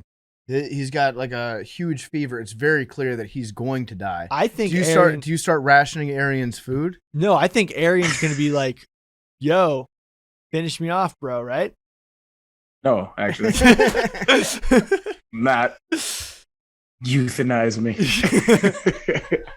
Billy, I'm gonna go. I'd be team euthanasia if I was down bad. Would you just stop eating and be like, "Hey guys, I'm gonna off myself so that you guys can live"? I'd know. I'd fight through it till I couldn't. Would you? Would you know? I feel like you'd hang on until the last second. You're hallucinating. You wouldn't know at all. Who amongst us do you think would be the tastiest? Who has the best marbling? Who would have the most delicious meat? You thought about this. No, it's a survival episode, Billy. I'm not revealing my pick. Who's the tastiest, bro? I don't know. It depends on people's diets. So good diet, good meat. All right. So the thing is, it might not taste good depending on what's eaten. Let's say hypothetically, there's somebody that eats just a lot of Chick-fil-A all the time. There's nothing but Chick-fil-A. Would that make for a tasty snack? Well, for example, I think I'd taste terrible if I eat too many supplements. That's what they all convenient. So I think you wouldn't want to eat me, fellas. I think I'd be trust me, guys. Not a good meal. I'd be extremely gamey tasting. I'm pretty sure. You were just saying the squirrels were good and they were gamey. But that's a certain taste. I promise you, because it's going through my mind right now. I've never been motivated in my life to do anything as much as I would to kill Billy and eat his flesh if he tried to kill me. I would like right now I want to kill him. but Big like T. The second he made a move to try to kill me, I swear when did to I God, ever say I was going to kill you? His life would end in such a horrific and shocking fashion. Big T, when you go you couldn't fathom. I mean, hypothetically, if Big T was like, we landed, he didn't want to be part of the cohesive group that was going to all help each other to make a good survival scenario and wanted to go off on his own, I'd hunt you. You'd run out by yourself. I would kill you and fuck your corpse in front of these people. I'd track you down. You wouldn't be hard to track. Size 16. Yeah. You're not going to make it through the brush. Look, man, you're going to leave a lot of trail. No, you can find me. Come find me. See what happens. I will find you. Yeah, I don't think he's running based on how he's talking. Yeah. Well, I think you're running. I would love to see Billy like smeared mud all over himself, like in a loincloth and a stick, just like looking at the footprints. There's a pile of shit. Billy sticks his finger and it's still warm. He's nearby. 5 minutes after we've crashed, he's like this. Why did you take your clothes off? Yeah, like there's a gas station right there. We're actually fine. I would love to Time see. boys. I would love to see Big T and Billy in a survival situation. when Most they turn on dangerous each other. game. I mean, honestly, I think that We do. Big T's showing me Big that T he's got some resolve. I would be afraid of Big T. in a We do situation rough like and that. rowdy at this company, right? Do you? What kind of money do you think we could put on the table for a fight to the death? I'll sign up. Fight to the death. That's the cop out. That's not sanctionable. No, In Russia, it is. Yeah, bare knuckle. I will sign my life away. To fight me to the death. Yes. If the prize was worthwhile. My money's on Big T. I think he's gonna beat your ass, Billy. Yeah, I The think Billy's prize all is talk. you get to take a life, a sanctioned I just- life. I- Big T. The whole. I would like there to be some sort of compensation You if and see- when I make you it see, out. remember when I talked about how competition doesn't breed cohesion in an insular group? So I once remember when we you were, said that. Yeah. we were talking about how like working together dynamics. Then we start talking about who's eating who's gonna win, and then now we have a proposed fight to the death. I think And I I think that's a actually great want example. to kill you now.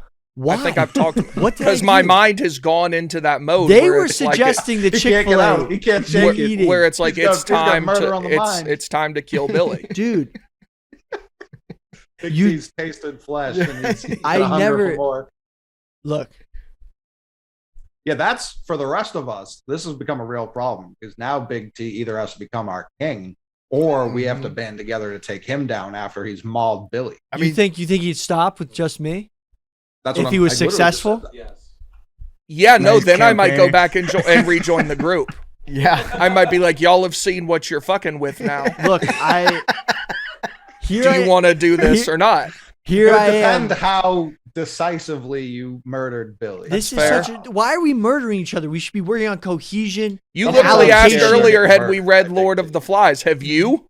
Yes, I Do have. you remember what happened in the book? Right, but they didn't take the right. That no one was doing anything. There wasn't any cohesion. We would shelter, food, water. My money's on Big T. I think Big T's our king now. Sorry, Billy.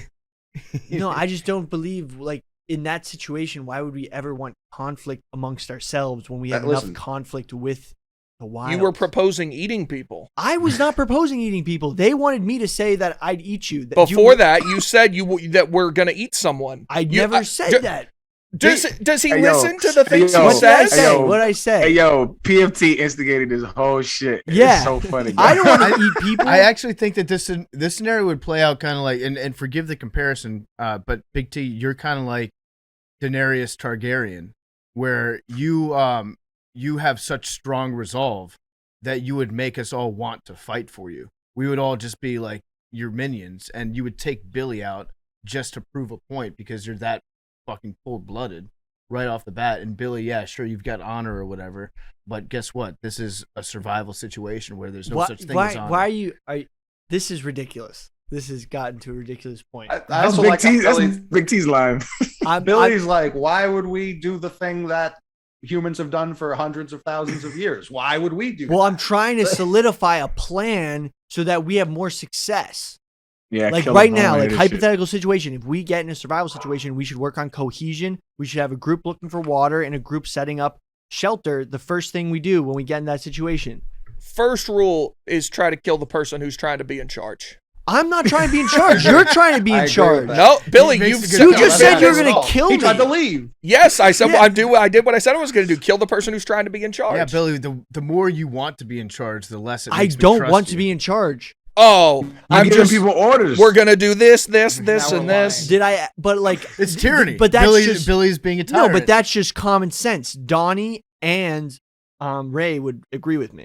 No, Donnie and Ray would be out on their own doing it themselves, and they've also been in situations like But that. but You're leading without any sort of like example from your past of proving that you can do. You're just trying to take over. I'm not trying to take over. You're declaring anything. yourself. You know king. who Billy I'm sounds not. like right now is Hillary Clinton. He's Oh just my assuming, God! assuming that everyone's Dude, going to no, put him you know into what? power, You know what? Yep. No, and then that's he can not do what I'm whatever he saying. wants. Yep, I Big T's literally. right. It's just Hillary Clinton. no. Hillary Clinton. Bill Clinton. That's what you're doing, Billy. No, I'm literally just saying that there's certain I've just read a lot of books about this stuff. Yeah, That is not true either. I mean Hillary Clinton had a law degree. Are you saying you've outread Hillary Clinton? Pretty Is that sure what she No, you're I'm failed just the like- bar the first time. No, but like that's how I knew how to like I don't know. When I was growing up, I just read all these books about like outdoorsmanship, survival scenarios. You said what to earlier do. you read pirate books and you're afraid of scurvy. I read a lot of books growing up. I wasn't He allowed called to it watch cap. cartoons. No, it makes sense. Like I think that's a very apt comparison that Big T had. Like Hillary Clinton dreamed since she was a small child of being president. She spent her entire life And just assumed preparing to be was president. going to walk right in there. And so, yeah, Billy thinks like a survival situation. Oh, this is easy. But guess what? There's a big, slightly redheaded dude that's standing in the way of you. Literally and your don't glory. have red hair at all. It's somewhat Oh, reddish it's blonde. okay, not you at can't- all. You can't deny that. It's reddish blonde. Are Look- y'all look the in the mirror. dumbest motherfuckers on the face of the planet? Dude, It's not at all. Look in the mirror, bro. Dude, you're so stupid it hurts Oh me. my god, dude, you're strawberry. It literally isn't even a little bit. Yeah. Well, okay. There's a That's big. because you Okay. always wear a hat. There's a big T. Okay, Mike Tirico. Let's see. Big T, take your hat off What? real quick. No, my hair's all fucked up. Like I the mean, hair see, I looks don't even bad. know now. That's strawberry That's blonde. strawberry blonde. No, it's not. It's strawberry blonde. Yes, it is. It's not. Well, we're not Would saying you that rather you're- us call you a communist or a redhead?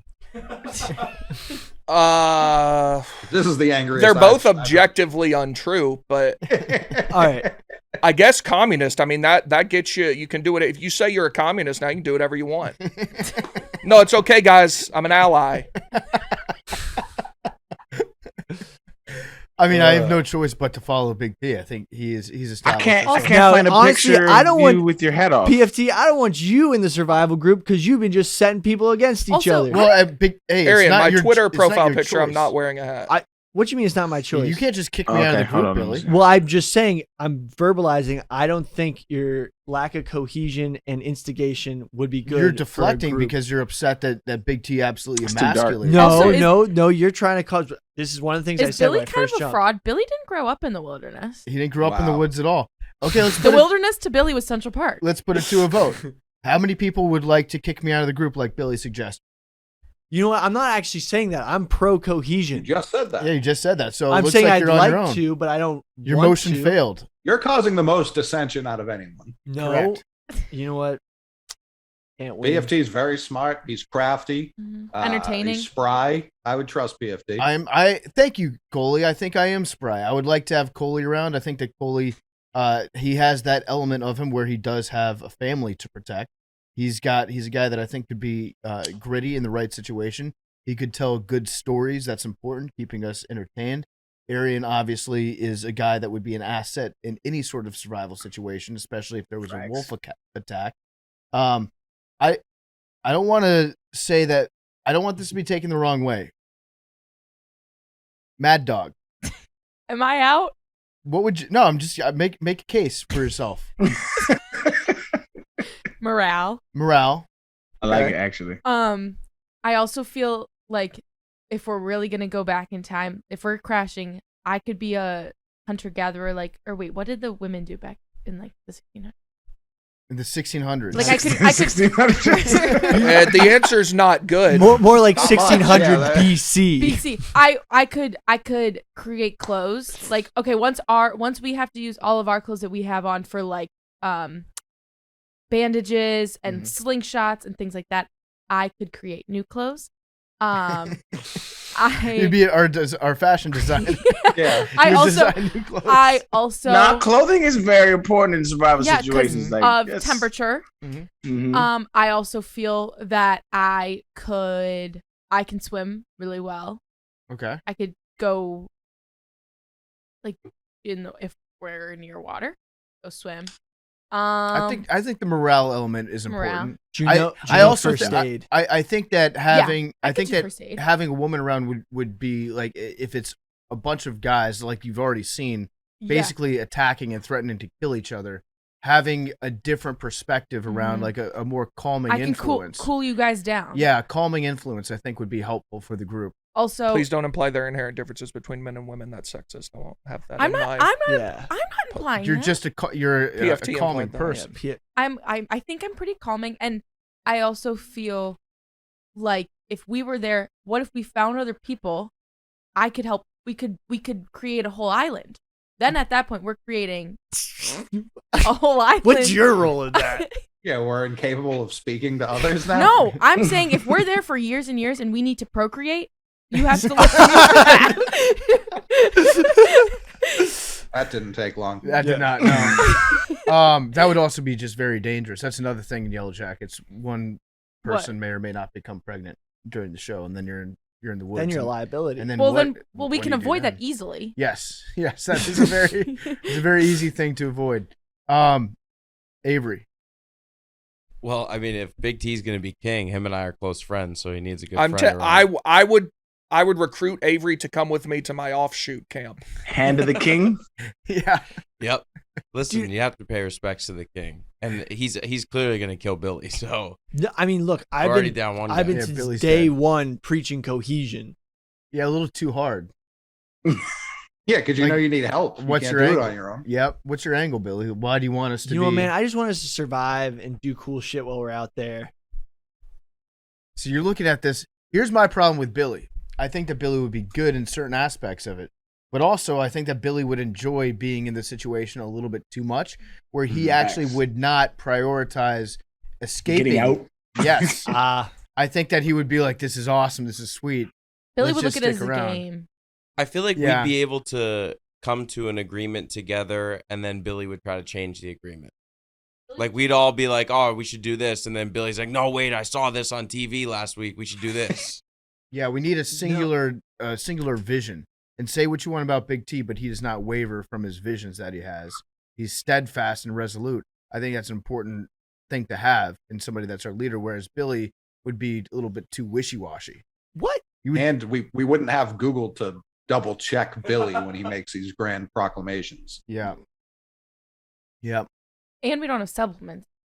Yeah, Billy might just No, waste away dude. into nothing. That's where you start eating organ meat. That's where all the supplements should come from. Or like from other animals or from people. No, from other animals. Why does everyone think I'm going cannibal? Billy so would be like, quickly? trust me, you could eat Because this you could have berry just off said this animal tree. meat, but you didn't. You said organ meat. Yeah. Well, because specifically organ meat has more supplement based, like natural supplements. What is than regular- organ meat? Like liver. liver? You know Mm-hmm. Is that Heart. meat? what? Yeah, it's meat. I think Is it's that Yeah. meat? Yeah. It Well, the comes from thing an is, none animal. of us eat it anymore. How is a liver meat? I thought meat was like muscles. organ? Well, I mean, the heart is a muscle. I mean, technically, a lot of organs kind of function like muscles, but the last people to eat liver was like the English. They'd like eat like liver. I mean, people eat liver now, Yeah, I mean liver king, but obviously. but I also old feel people- like Billy would want us like all to die so he can like figure out a way to live the longest. Like he would be like, "Oh What? yeah, Why you could do you think you that? could eat Be this." rooting He's against like, us for "Yeah," sure. he'd be like, "You can eat this Why? berry off this tree. It's safe," and then we all just die. because Billy would like to come back to society and be like, here's the man that survived out in the woods for. The longest. I want to the be the longest. only ones. No, that would be because then everyone would be mad suspect. Why did this guy survive? But I'm sure you'd have stories for everything, and you'd be like, well, they weren't as strong as me in the woods. And the first thing that he would write in the book that he would inevitably publish is that I killed the editor who would have scrapped this. And nobody can stop me from writing this shit anymore. Wait, what? You'll get it- the you'll editor. get it later. Oh, the, He'd be on Pardon My Take, just singing all these songs. no, dude. Damn, I'm Yeah, actually. sorry, Billy, you're dead. That actually kind of sucks that you guys think that low of me. Well, it's also because your meat would be very tasty. I think we've established that. Mhm. I didn't know there's this thing as organ meat. I thought meat was just like muscles. I guess it's anything, really. Yeah, It's like anything of an animal. yeah. Meat is not specifically muscle. I didn't know that. That's wow. I Learn would. something new every day. Meat is like mass. Yeah, Meat is I everything mean- except bones. yeah. Food of any kind. It could be bone marrow. Bone could marrow, even be meat. true. Interesting. I didn't know that. So, like tendons, ligaments, that's meat. Yeah, I mean, Yeah. a lot of that is used in legal jargon. What about feathers? Hair. Yep. If you eat it, Is that meat? Feathers are meat? it's defined as food of any kind from an animal. All right. Well, I think that really answered a lot of questions that I had going into this survival situation. I feel like I'd be a good cook too. I feel like I could figure out how to make good food. Oh yeah, can Honestly- I add that to my list too? I can cook. Okay. Yeah. I think we should just go around and just like allocate people jobs real quick. See, Yeah. it Just turned like into little cohesion. Here he to goes dictate again. real He's fucking gonna fast. do it. I'm just Like, crazy. how do y'all not? That's crazy. You're right. I'm Big T, with Big T. we're We all gotta- on your side. We got to. I know, I know, Okay, but I in know. that- I'm just like, how We got does in that- anyone listen to In this guy that and not point, think like I'm just saying, not allocate jobs, but like, what would everybody want to do you in the just said, survival Billy? situation? This You is just the opposite of radically what you changed what you just said. But I'm basically that's what I'm trying to do, so we can finish the show and like, oh, we're all gonna be surviving happily ever, instead of You we're were all not. just killing each other and like not. It's being far cohesive. more We're killing entertaining to want to you. kill people. We're killing you. we're not- bro. No, rest you of us are okay? having a grand old This is time. done. If we're killing me, I'm going full Rambo in the woods. You guys can't hunt or gather without having to watch over your shoulder because I might pop out of a tree. I might be hidden underground. This in a is bear why lair. we're gonna kill you. No, but Yep. you've Yeah. driven me to this No, point. you were always took going to get driven here. me to this It point. took 20 minutes for you to be like, "Fuck it, I'll kill you guys." No, because you guys just You all were- said that you were gonna kill me. You were going to get here no matter what. I know I'm not. Correct. Yes, this is You always guys- your You know plan. what? You know what? You guys would die so fast Yeah, without see? me. I'm so done. If you're gonna if you're gonna force me into the bad guy role, okay, fine. As I'll if be you weren't there. gonna be the bad guy. No, I role wasn't good. I immediately. never was gonna. I wanted to be cohesive. I've been saying cohesion the whole time because I knew you guys. Cohesive under your guideline. It's funny how it was like jokes at first, but like, yo, you really convinced me. Like, we got to kill Billy now. No, the first thing we no, gotta do is kill. what? You know what? You went from like, guys, we got to find water source, and guys, we just have to cohesion is the most important. Like, fuck it, fuck it, then I'll kill all of you. I'll Rambo this shit. That Well, shit's because hilarious. you guys just all said, okay, we gotta kill him. I didn't like how you were talking to Big T when you were saying that you were going to hunt him down, and I thought that was sus. So I was like, you know what? I think I'm on because Big he T's said he would kill me. Can If we given remember? a reason? Can we remember how this went? You said Big T was You just trying to put me- escape and not you harm Literally anybody. pointing you fingers. marked me as a This is not guy cannibal. we can have You in marked camp. me as a cannibal. You said, You- "Who am I going to eat?" I you- said, "I'm not going to say who I want to eat." You asked And then Arian to kill himself for the good of the gang. after you After- guys all And- accused me of And cannibalism. wait, Billy, you also said you admitted yourself that thinking about who you would eat first is something that you have thought about before. Right, but I like think So- about everything. So when I asked Right, you that, but- it was It seems quite the opposite, to be honest. It's called with you. intrusive thoughts. This guy can't control his own brain. We have him leading. Yeah, I don't know about this. That's you got to really go after stigmas. mentally weak. Survival to survive. Yeah, for sure. You're gonna go after. No, this was a very fun show. I think the trick would just be to everybody nap all the. What if we found just weed growing out there? Do you think that there's any place in a survival situation for recreational drug use? Honestly, I'd be so The down if poppy we. fields in Afghanistan. Like I think a lot. Honestly, Yeah, to like maintain a calm demeanor, A camaraderie. Yeah, now poppy seeds Also, probably not. But Just to like take No. your mind off of things. dude, if you Yeah. guys, if we crash landed, and like, if you guys wanted to take a nap, I wouldn't want a nap. I just want to be doing all the fun stuff. And then you guys wake up, I would have built shelter, found water, and then it would have been like, oh, thank God Billy's here. What's Thank God the we fun- didn't kill him. What's the fun stuff we're doing on a deserted island? after a Well, plane you guys crash? want to take a nap. Yeah. Yeah, so take a nap and I'll go do the fun stuff What's that I the- find fun. Like finding food and shelter. Yeah, finding water? food, shelter, water, and then you guys wake up and there's a whole bamboo lean-to, and you're like, "Oh wow, this is great."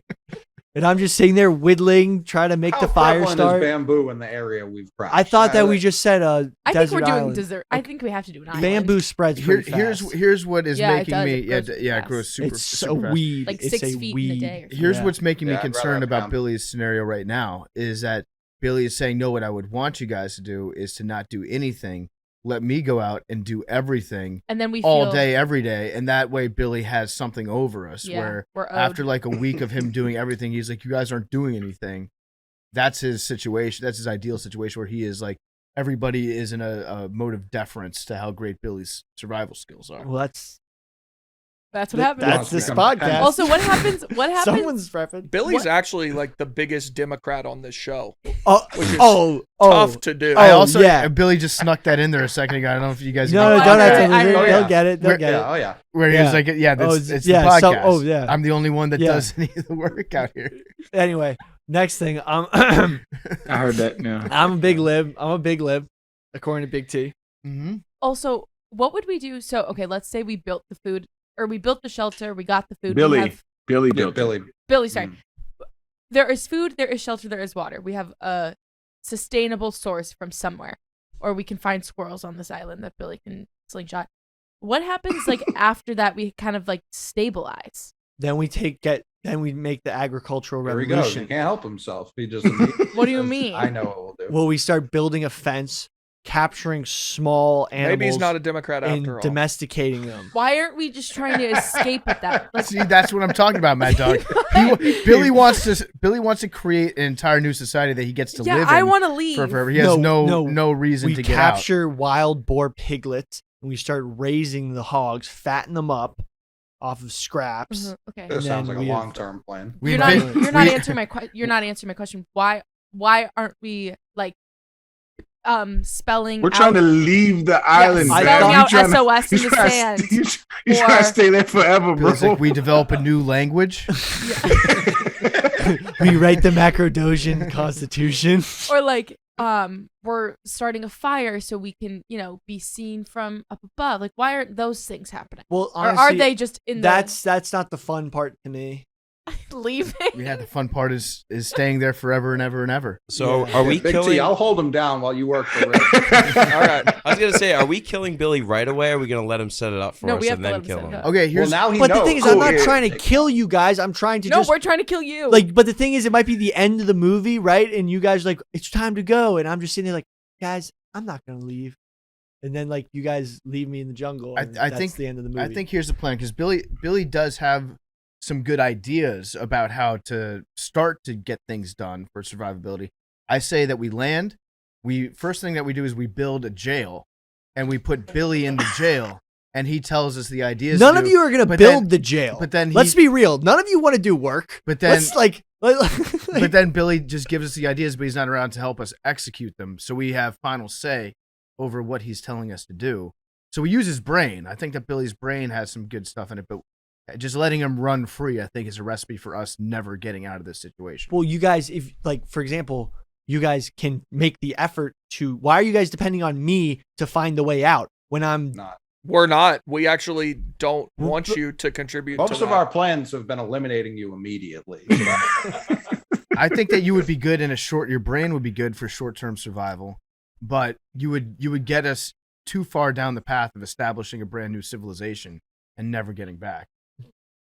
You know what? You would like secretly sabotage whatever I would modes not of say if you guys would transportation want to that we had. leave. And then probably at some point, Yeah, I'd we be want to like- leave. What? Then probably at some point I'd be like, okay, I'm getting a little tired of this. I miss some things from civilization and come back. You'd probably work out. You'd probably like build weights and stuff out of branches and tree stumps.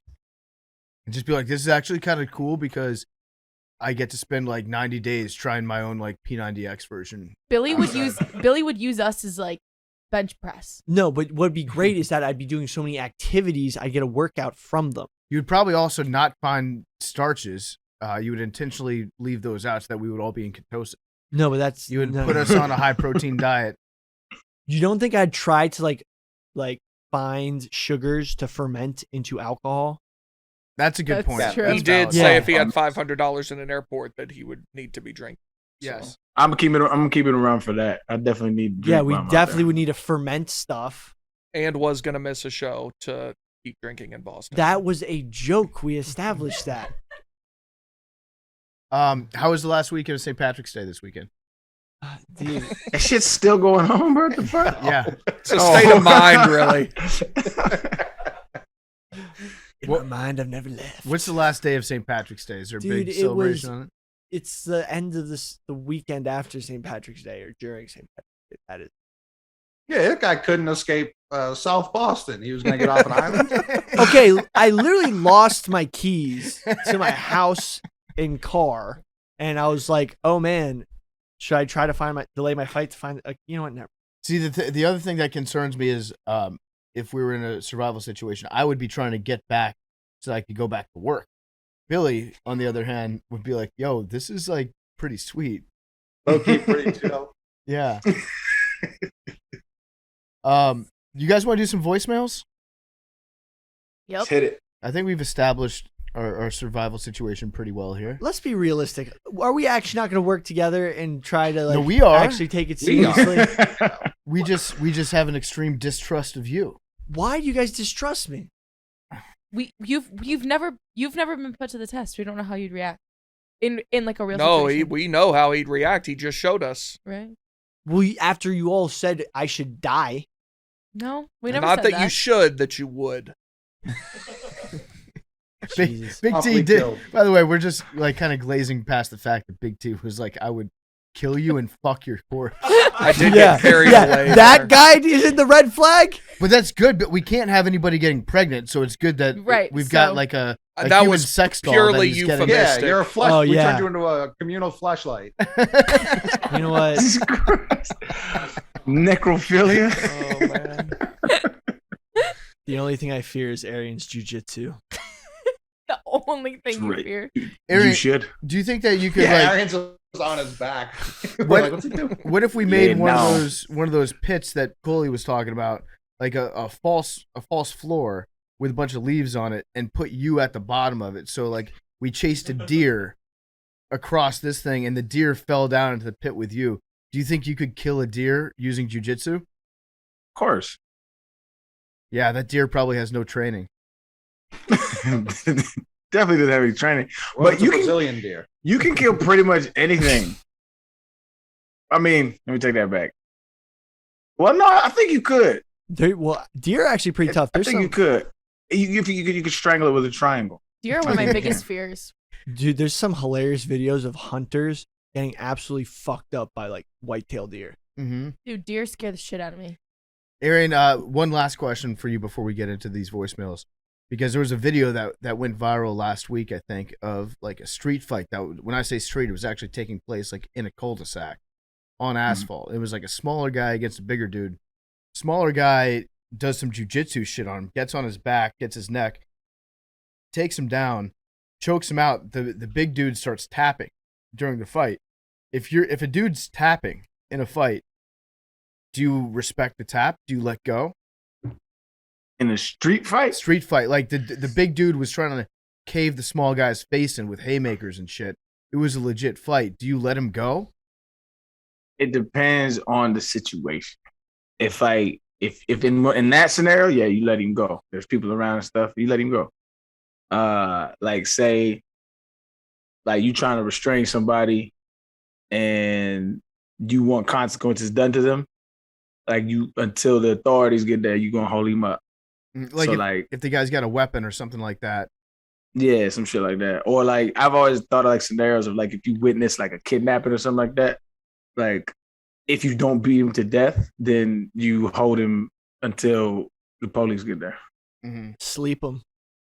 But if it's like one-on-one and there's like 5 guys around, one guy's videotaping on his cell phone, the guy taps, and you respect the tap because the guy you he's respect admitted that he lost the Yeah. fight, and you just trust the other people to step in and break it up at that point. I know you don't trade. This is what it is. It's like if you know you can do it if you probably did it that easy.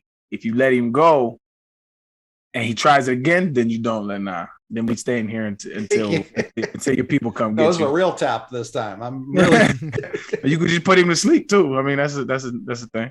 yeah. How black and white is the line between putting someone to sleep and accidentally choking them to I don't know that actually. I don't think you. I don't know that actually. Well, because Yeah, like, when you what's put him that- when you put him to sleep, you're not restricting airflow to the lungs, right? You're cutting off the blood circulation. So they Sounds right. go No. unconscious. Am I wrong? I don't know That's- enough about that actually. I've never actually thought about That's- that actually. That's the. What? You talking about choking during sex, Billy? Is that why you're laughing? No, if you put somebody in like a headlock and they pass out, it's because they don't have any blood flow to their head. And so they pass out from that. And as long as like you don't keep them like that for, another 30 seconds or a minute after they're already passed out, then you release and they should be okay. I think if you let them go as soon as their body goes limp, that is when they've lost consciousness. If you keep choking them after their body goes limp, I think that's where you can get to like kill them there. Because, Okay. but the thing is like that's why I think that's why that guy in Central Park, who like claimed he was like doing like accidentally, he claims he accidentally killed a woman during consensual sex.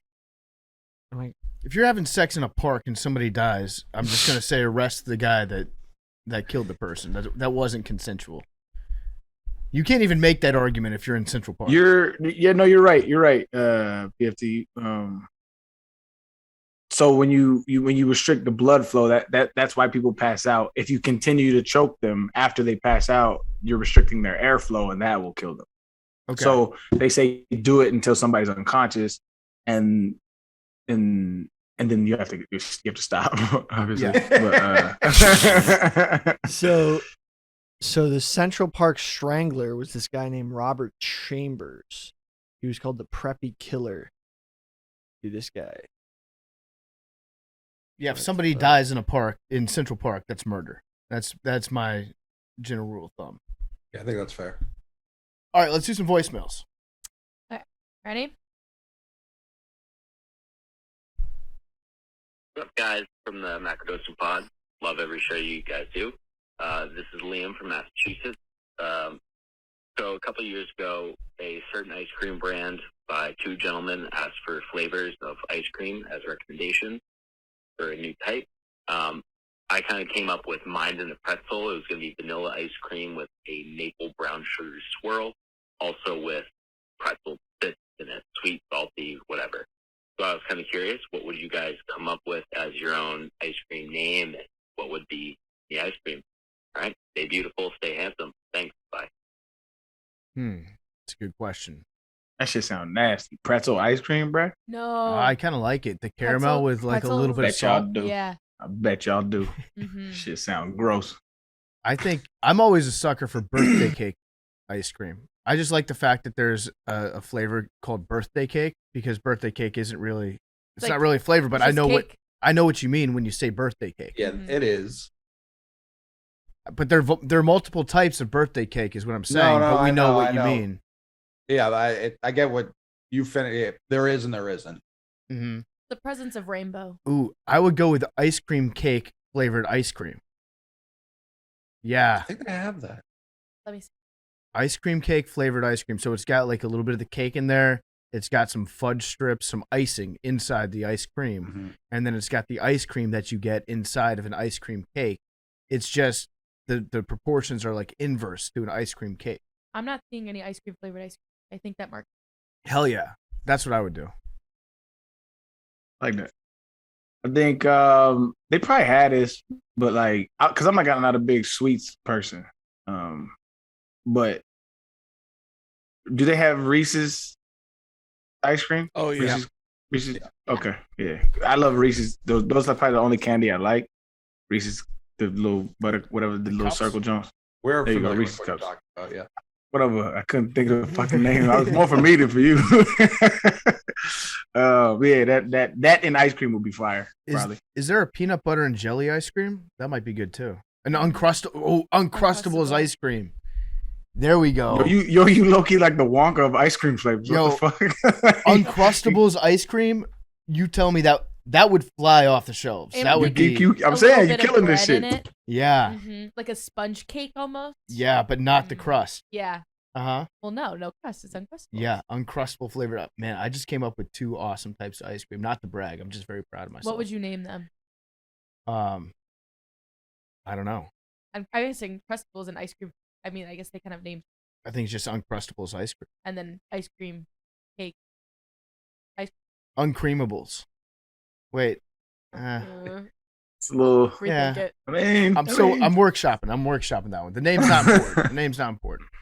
Anybody else? Liver ice cream. I'm gonna be honest. I went down a Wikipedia wormhole, totally blacked out. About how to murder podcast co-hosts. What Wikipedia are you on? Dude, this Preppy Strangler. Oh, man. Anyway. The Big T spinoff podcast about murdering Billy would do crazy numbers. Yes. True crime. Why are we talking? Remember when we said all these things that we say on the show come true? Why are we speaking these things? That'd be fire. If Big T kills you, bro, our ratings will go through the roof. Yeah. I'd only We do gotta keep it the show out going. in a situation where it would be free of consequence. Billy's not worth going to prison. Cause you get Damn. Cause talk about What, Billy? nothing. Were you saying that Big T couldn't handle prison? Yeah, no offense. I just said I don't want to go. All right, anybody else have ice cream flavors? Billy, the question was, what flavor of ice cream would you invent? Arian said Reese's. The thing is, cookie dough ice cream is so awesome that I don't think I could create something better than that. I appreciate that. Cookie dough is very, very I good. actually had some last night. I forgot it was in my freezer. That's the best. And I found it. I was like, oh my God.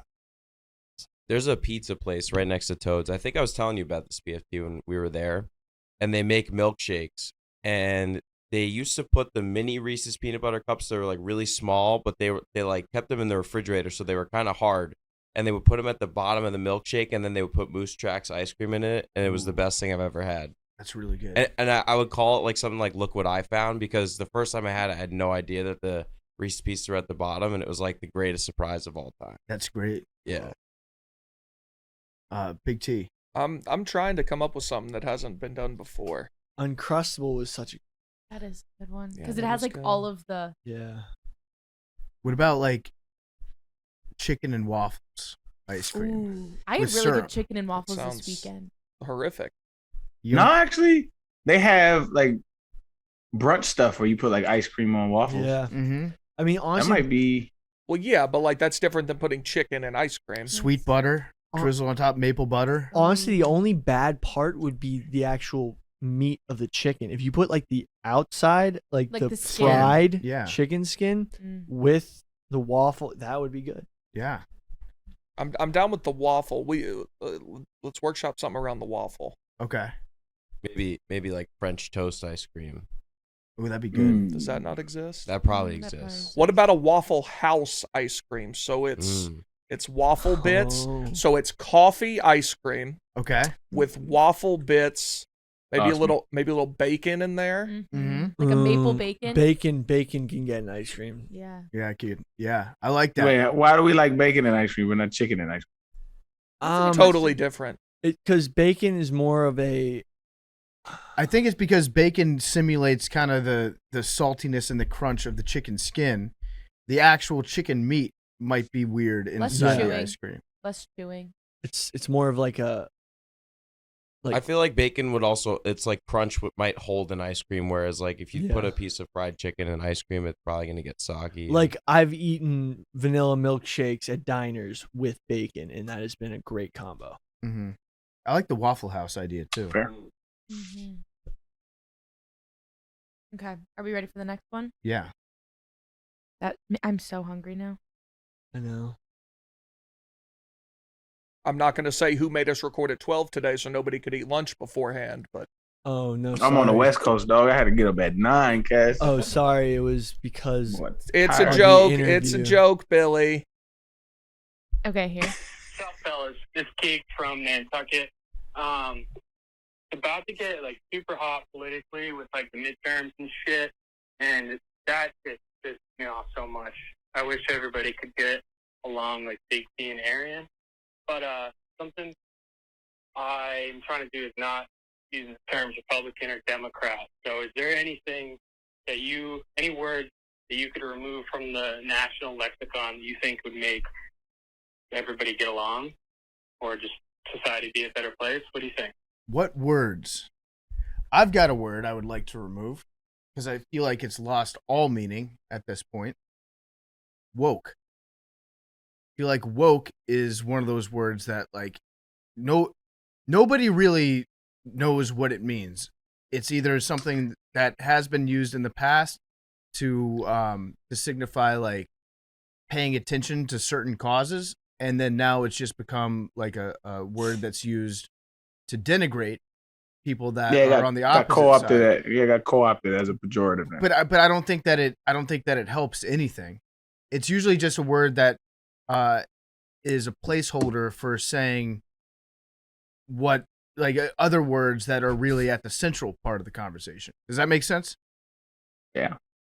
It's a euphemism now for, I don't know, any kind of pejorative, like politically. So like politically on the right, if you don't agree with it, it's woke. Yeah, I think like to a certain extent, just using the word like Nazi has a very specific connotation. People use the word Nazi for a lot of things that they just disagree with. It's like, oh, I agree with that too. Yeah, like, oh, you don't believe in the same system of taxation that I believe in. Well, you're a Nazi. That sort of thing. It's a very specific thing, but I just feel like at this point we need to find a new word. That's all I'm saying. When I see woke, I'm just like, okay, I am not participating in this conversation because it's filled with people that are just very pissed off and not making any points besides like they're playing the hits.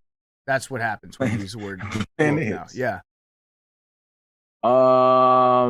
I think that I can't think of another one that's triggering. Canceled. I like that. I'm taking Mad Dog. I'm with you. There's when Putin used it, that's when it became a bridge too far. When he was like, the West is trying to cancel me and trying to cancel Russia. So okay, no one is using this word anymore. We've done it. We've killed it. Cancel, jump the shark. What was you about to say, Billy? There's an argument for the word racist. Let's hear it. I feel like it gets thrown around a lot. Accusations of being racist? Yeah. There's an argument. I'm not saying that that's one word that just... Nah, I think we leave that one there. True. I think we leave that one in there. Because people can be racist still. Right. I guess people can be Nazis. Definitely. Like, that's what I'm saying. Mm-hmm.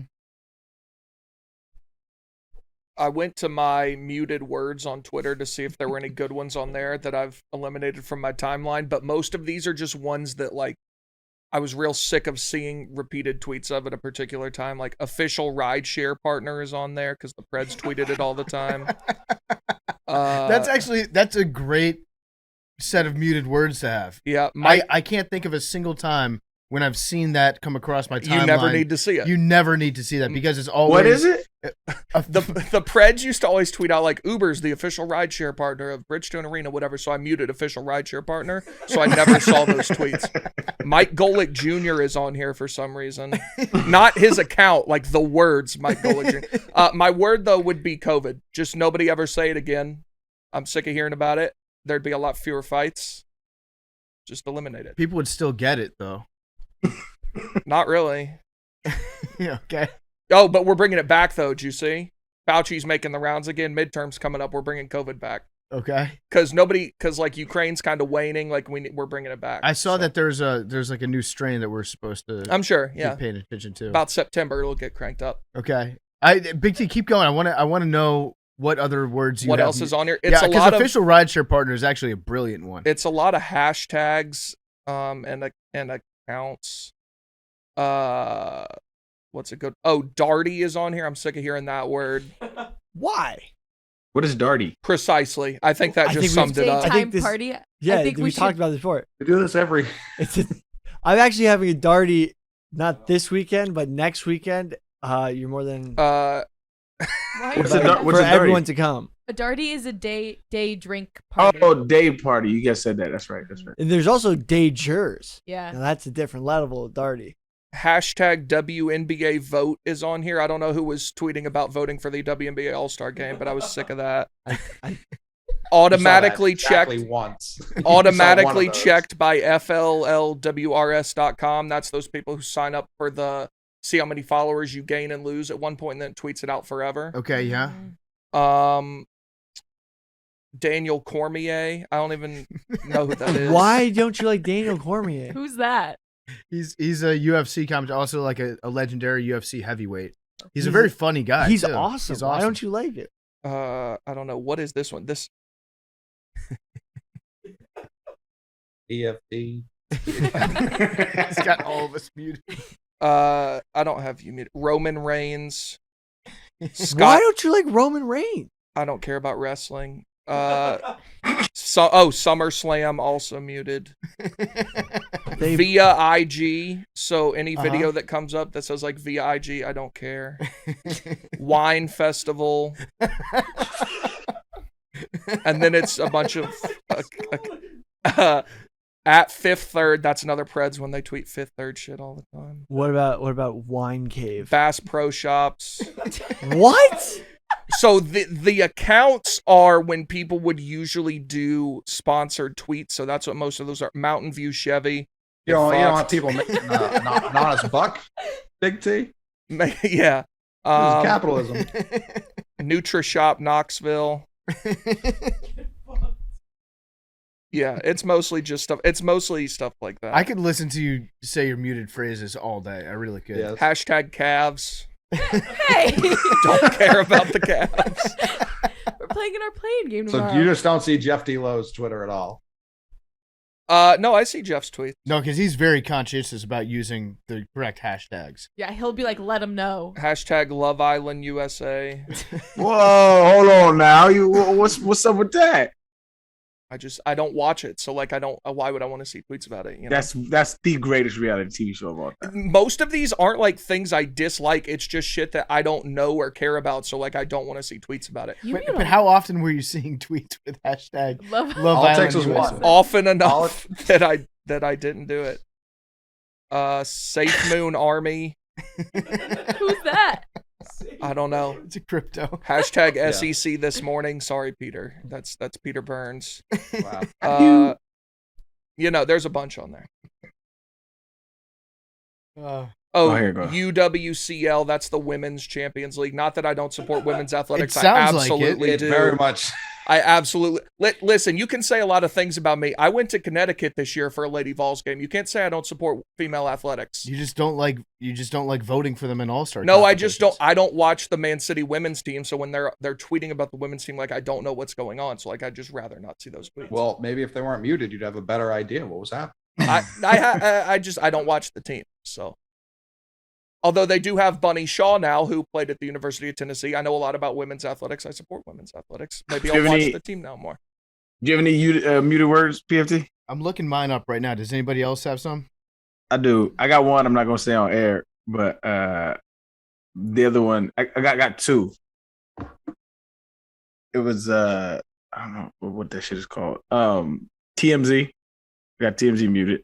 Mm-hmm. And then I'll still never get over that we had the founder of TMZ on and we didn't get into the fact that you despise him. Yeah, that was early on in the show though, so you know what I'm saying, I wasn't as bad if I was trying to be cool, but like, yeah, fuck that dude. And then Cristado.com, I guess it was some like I kept seeing an ad, I think it was, for something. I don't even know what it is now, but I remember seeing it. And then one I'm not gonna say online. Where Will do you I text it? We can. I'll tell y'all afterwards. Where do I We find can my bleep muted it. phrases? So you go to settings. I just raw They dog made it the way internet harder now. like a man. I have no words muted. Yeah. I've like muted and blocked account. Where's settings?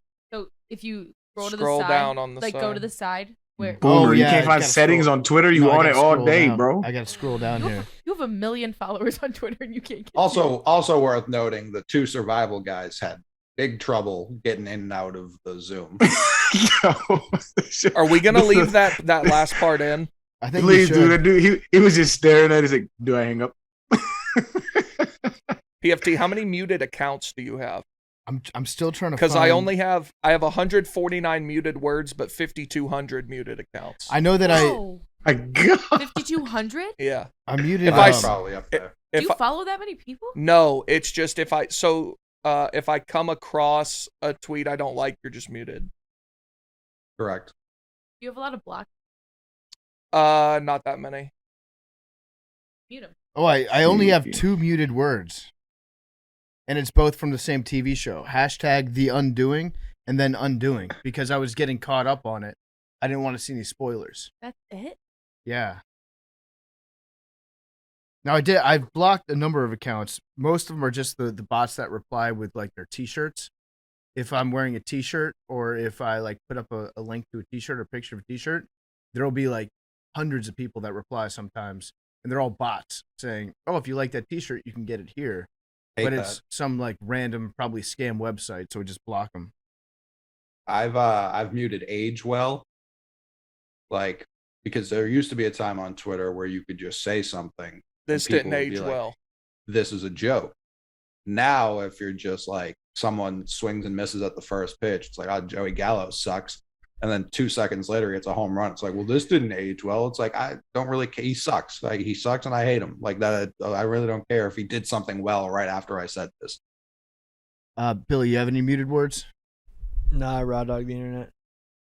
I have McDonald's muted. What the fuck?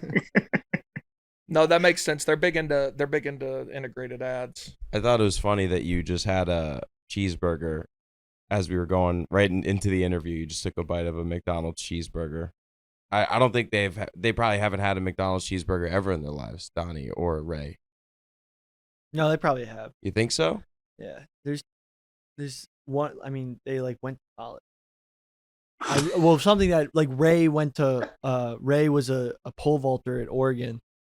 I wanted to ask him if he ever had to use pole vaulting in the wild, but like they haven't always been in the woods. Seems weren't in the woods it seems today. that way. And Donnie served overseas, and in all of those bases they have.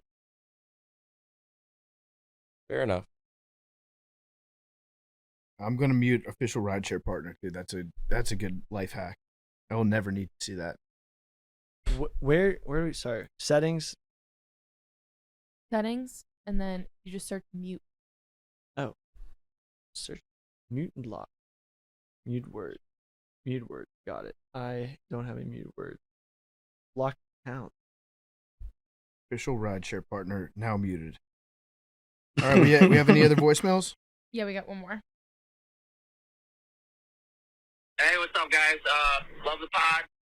Long-time listener. All right, so I got the question. Let's try to make it not confusing.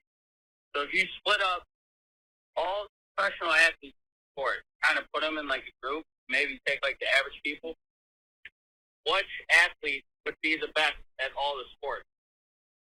Like if you put them all in a group and made them play each sport, who would be the best? My vote is basketball players. I feel like if you think of Russ, I feel like Russ could pretty much play anything.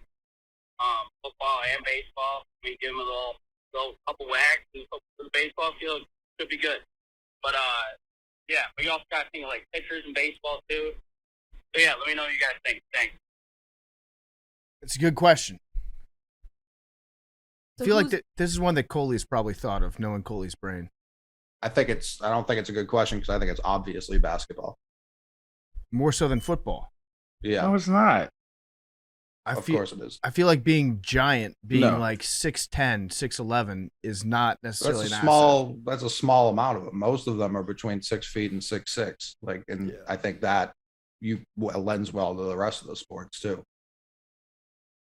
Like baseballs, you certainly not going to pick baseball. They're not going to. It truly comes down to basketball versus football, and basketball allows more free reign of thought, player to player. Where I think football, it's so structured. Like you're taking an offensive lineman, they're going to be trash at basketball and at baseball and at hockey. If you take a running back like Arian, like, yeah, they could probably play basketball. I don't know if Arian's ever seen a baseball based on things he said on this show. Hey, 2 home runs in Little League.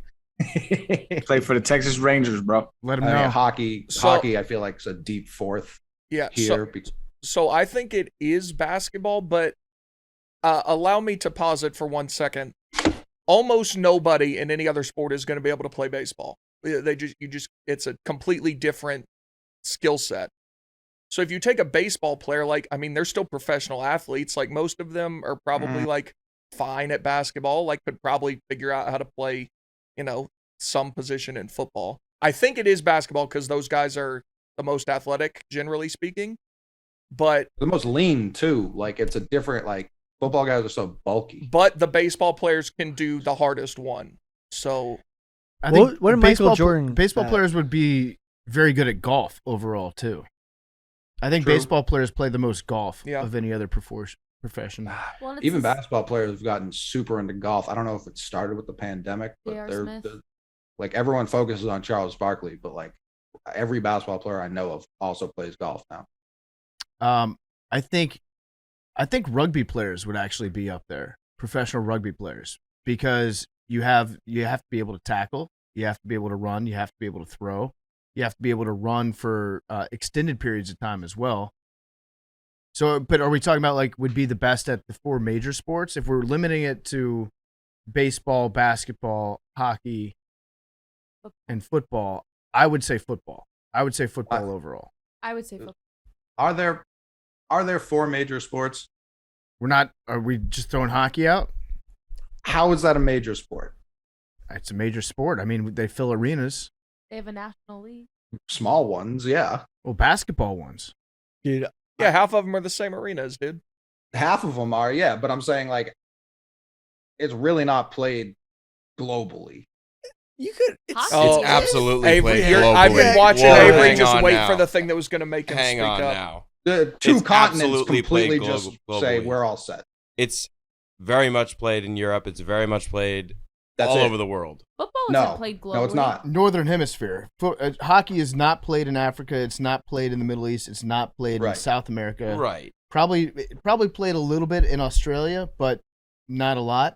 Because you need I'd ice. say we're long overdue to upgrade the 4 major sports. Like hockey is not carried. Every time it gets locked out, no one really cares, and it gets locked out the most of the 4 major sports. Are you making it 3 major sports or putting soccer there?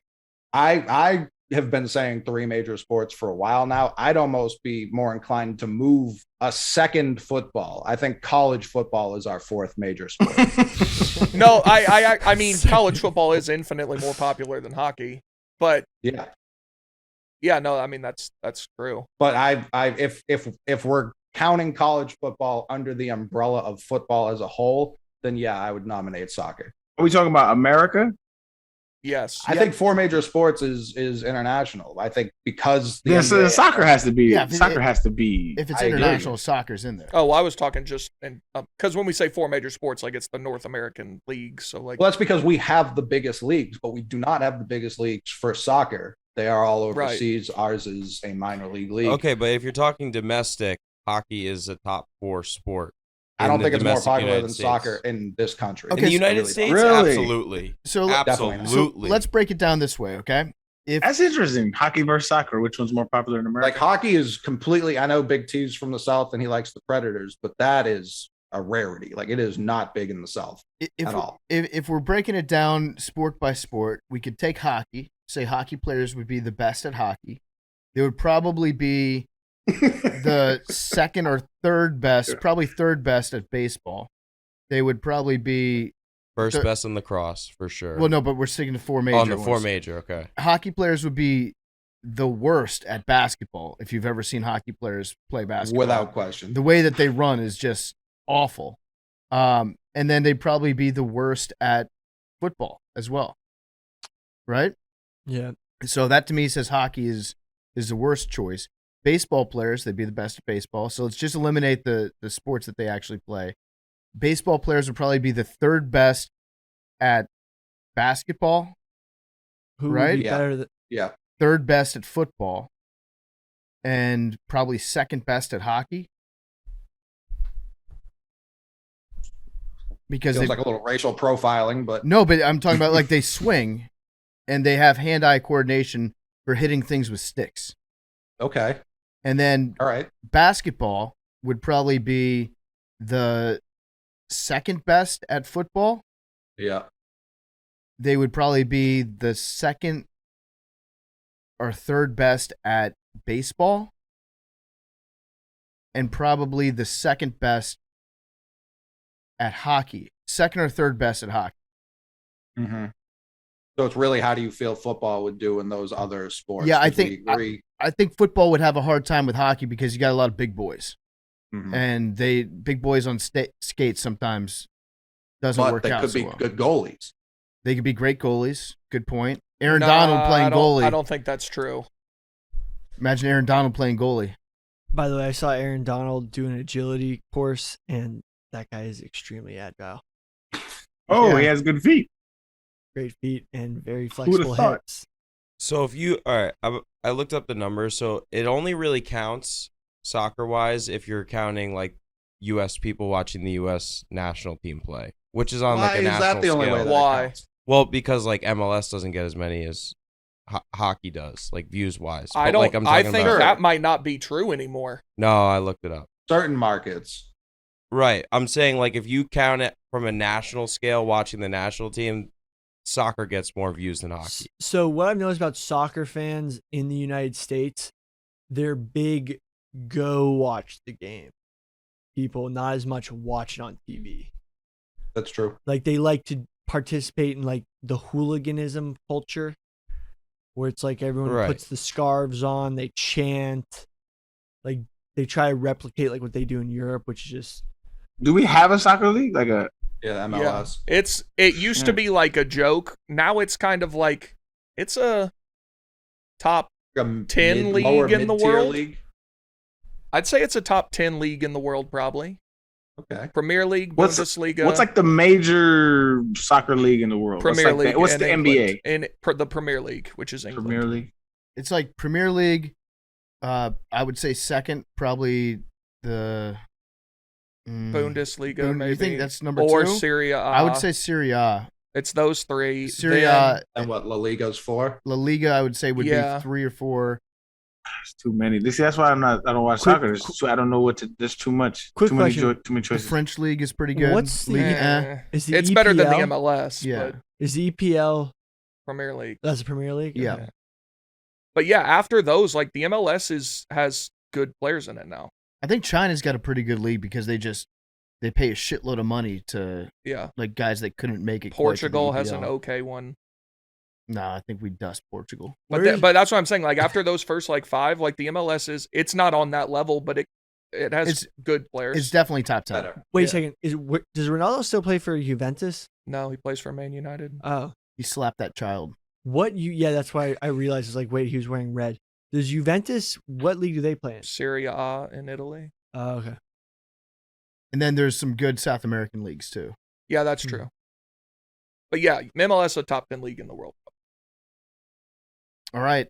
So Good basketball. So basketball or football? Football.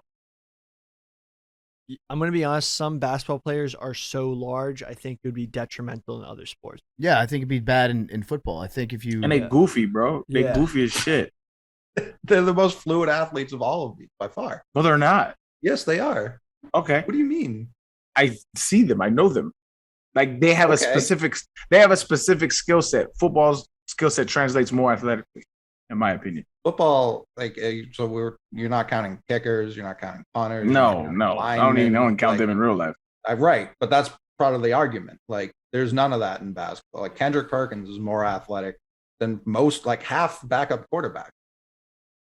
who's the least Yes. athletic player in the NBA right now? Well, I don't even count. I told you I don't really count quarterbacks anyway. I don't even feel like they on. They don't even think they play the same sport. So you're They're like, counting they wide play- receivers and running back. I'm yeah, of course. But even when you talk about like some of the linemen, like I think y'all think they just like some sloppy, goofy, like bro. These dudes have some of the best feet I've ever came across. Like period. Dude, That's Look, not right. look at like Aaron Donald. Like yeah, he's the freak and extreme, but like a lot of D linemen are athletically big like that. That's what I'm saying. It translates more to like lateral movement, and it's just it's just a different type of skill set. So it's like. No, I'm not counting quarterbacks. They don't play the same sport we did.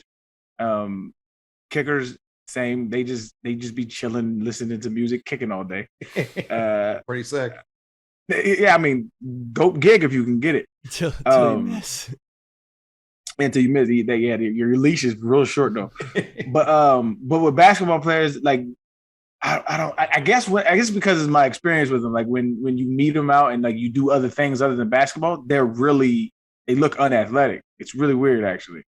But I mean, we've look had at the video of LeBron and KD and Yeah. all the niggas playing football. It's just horrible. It's it's bad. And It's really bad. I don't they're know. playing flag football during a lockout, trying not to get hurt. First of all, second of Well, all, look at this case. But- Like well, they hold need on, well, I one. mean, we're arguing this. But Yeah, why- it's horrible. We've had this You argument sound before. We You sound haven't like Billy. seen- You sound like Billy banging for Elon. Not quite. We haven't seen a college football player go, you know what? I'm actually just going to, like, that did not play college basketball, be like, you know what? I'm going to give this NBA thing a shot. We see that yearly with college basketball, college basketball players entering the NFL draft and getting selected. What? It's a great point. What do you mean? I'm unsure what you're saying. People that never played football, yes, get drafted. Yeah, Mo Alley Cox. Do they? Mo Alley Cox. Do they play? Yes. Yeah. Who's Mo Alley Cox? He's starting tight end for the Indianapolis Colts. But he can't block. What the? Who cares? Neither does Travis Kelce. That is why I don't respect him. But my point is he's in the NFL. He's gotten multiple contracts to be an NFL tight end. So you have PFT's Commanders just took what's his last name? Reyes? Samus Reyes, yeah. Yeah. Never played football, only played basketball in what was it, Central or South America? Chile. From South Chile. America, yeah. And they signed him last year, sight unseen on a football field. That's kind of crazy. I didn't even know this. Right, but that only happens basketball to football. That does not happen. There's no other crossover where that happens. But That's then I wouldn't count those players as basketball players because they never made it to the NBA. Well, he's NBA pointing is a much out smaller league. that people who have only played basketball can translate the football. Right. But we're talking about NBA players playing NBA. So they're players. even better. I'm saying if they put their mind, if LeBron James put his mind to be a wide receiver. But I mean, when you look at this though, it's like I'm looking. I had never heard of him before, but like he's not balling. He's just existing in the NFL. He's gotten multiple NFL contracts. But how many college football players have gone into the NBA and been okay? But I feel like that's a difference because what he did was say, I'm big and I can jump. And they said, we can use that. Right? That's very specific. You got good hands too. Yeah. I think that could be taught though, right? There's nothing like that, especially with football, because football bodies are shorter.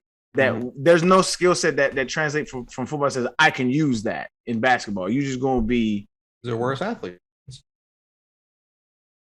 I mean, I see your point. I disagree, but I see your point. Yeah, I think it's too and I'm also thinking like if you're going to cherry pick skill position players, I'm only going to take 1s and 2s in basketball, like that are extremely pliable, can stop and start on a dime, incredible quickness and long distance speed. Like if that's how we're going to do it, if we're only going to take the top end guys, then yeah, I'm still sticking with basketball. I just think basketball is too specialized. I think their skill set is just designed. I think it's the opposite. They spent their entire life just working on shooting a ball and dribbling and doing all those specific things to the sport. You're also, but like, it's also the only sport where let me make sure I'm saying this correctly before I say it. Baseball, you play offense and defense, but it's so much different than basketball's offense and defense to the point where yeah, Arian's talking about Aaron Donald, someone who is a dominant defensive lineman, his crazy quickness and strength. I think he could play offense, but obviously the NFL wants to just keep him on one side of the ball.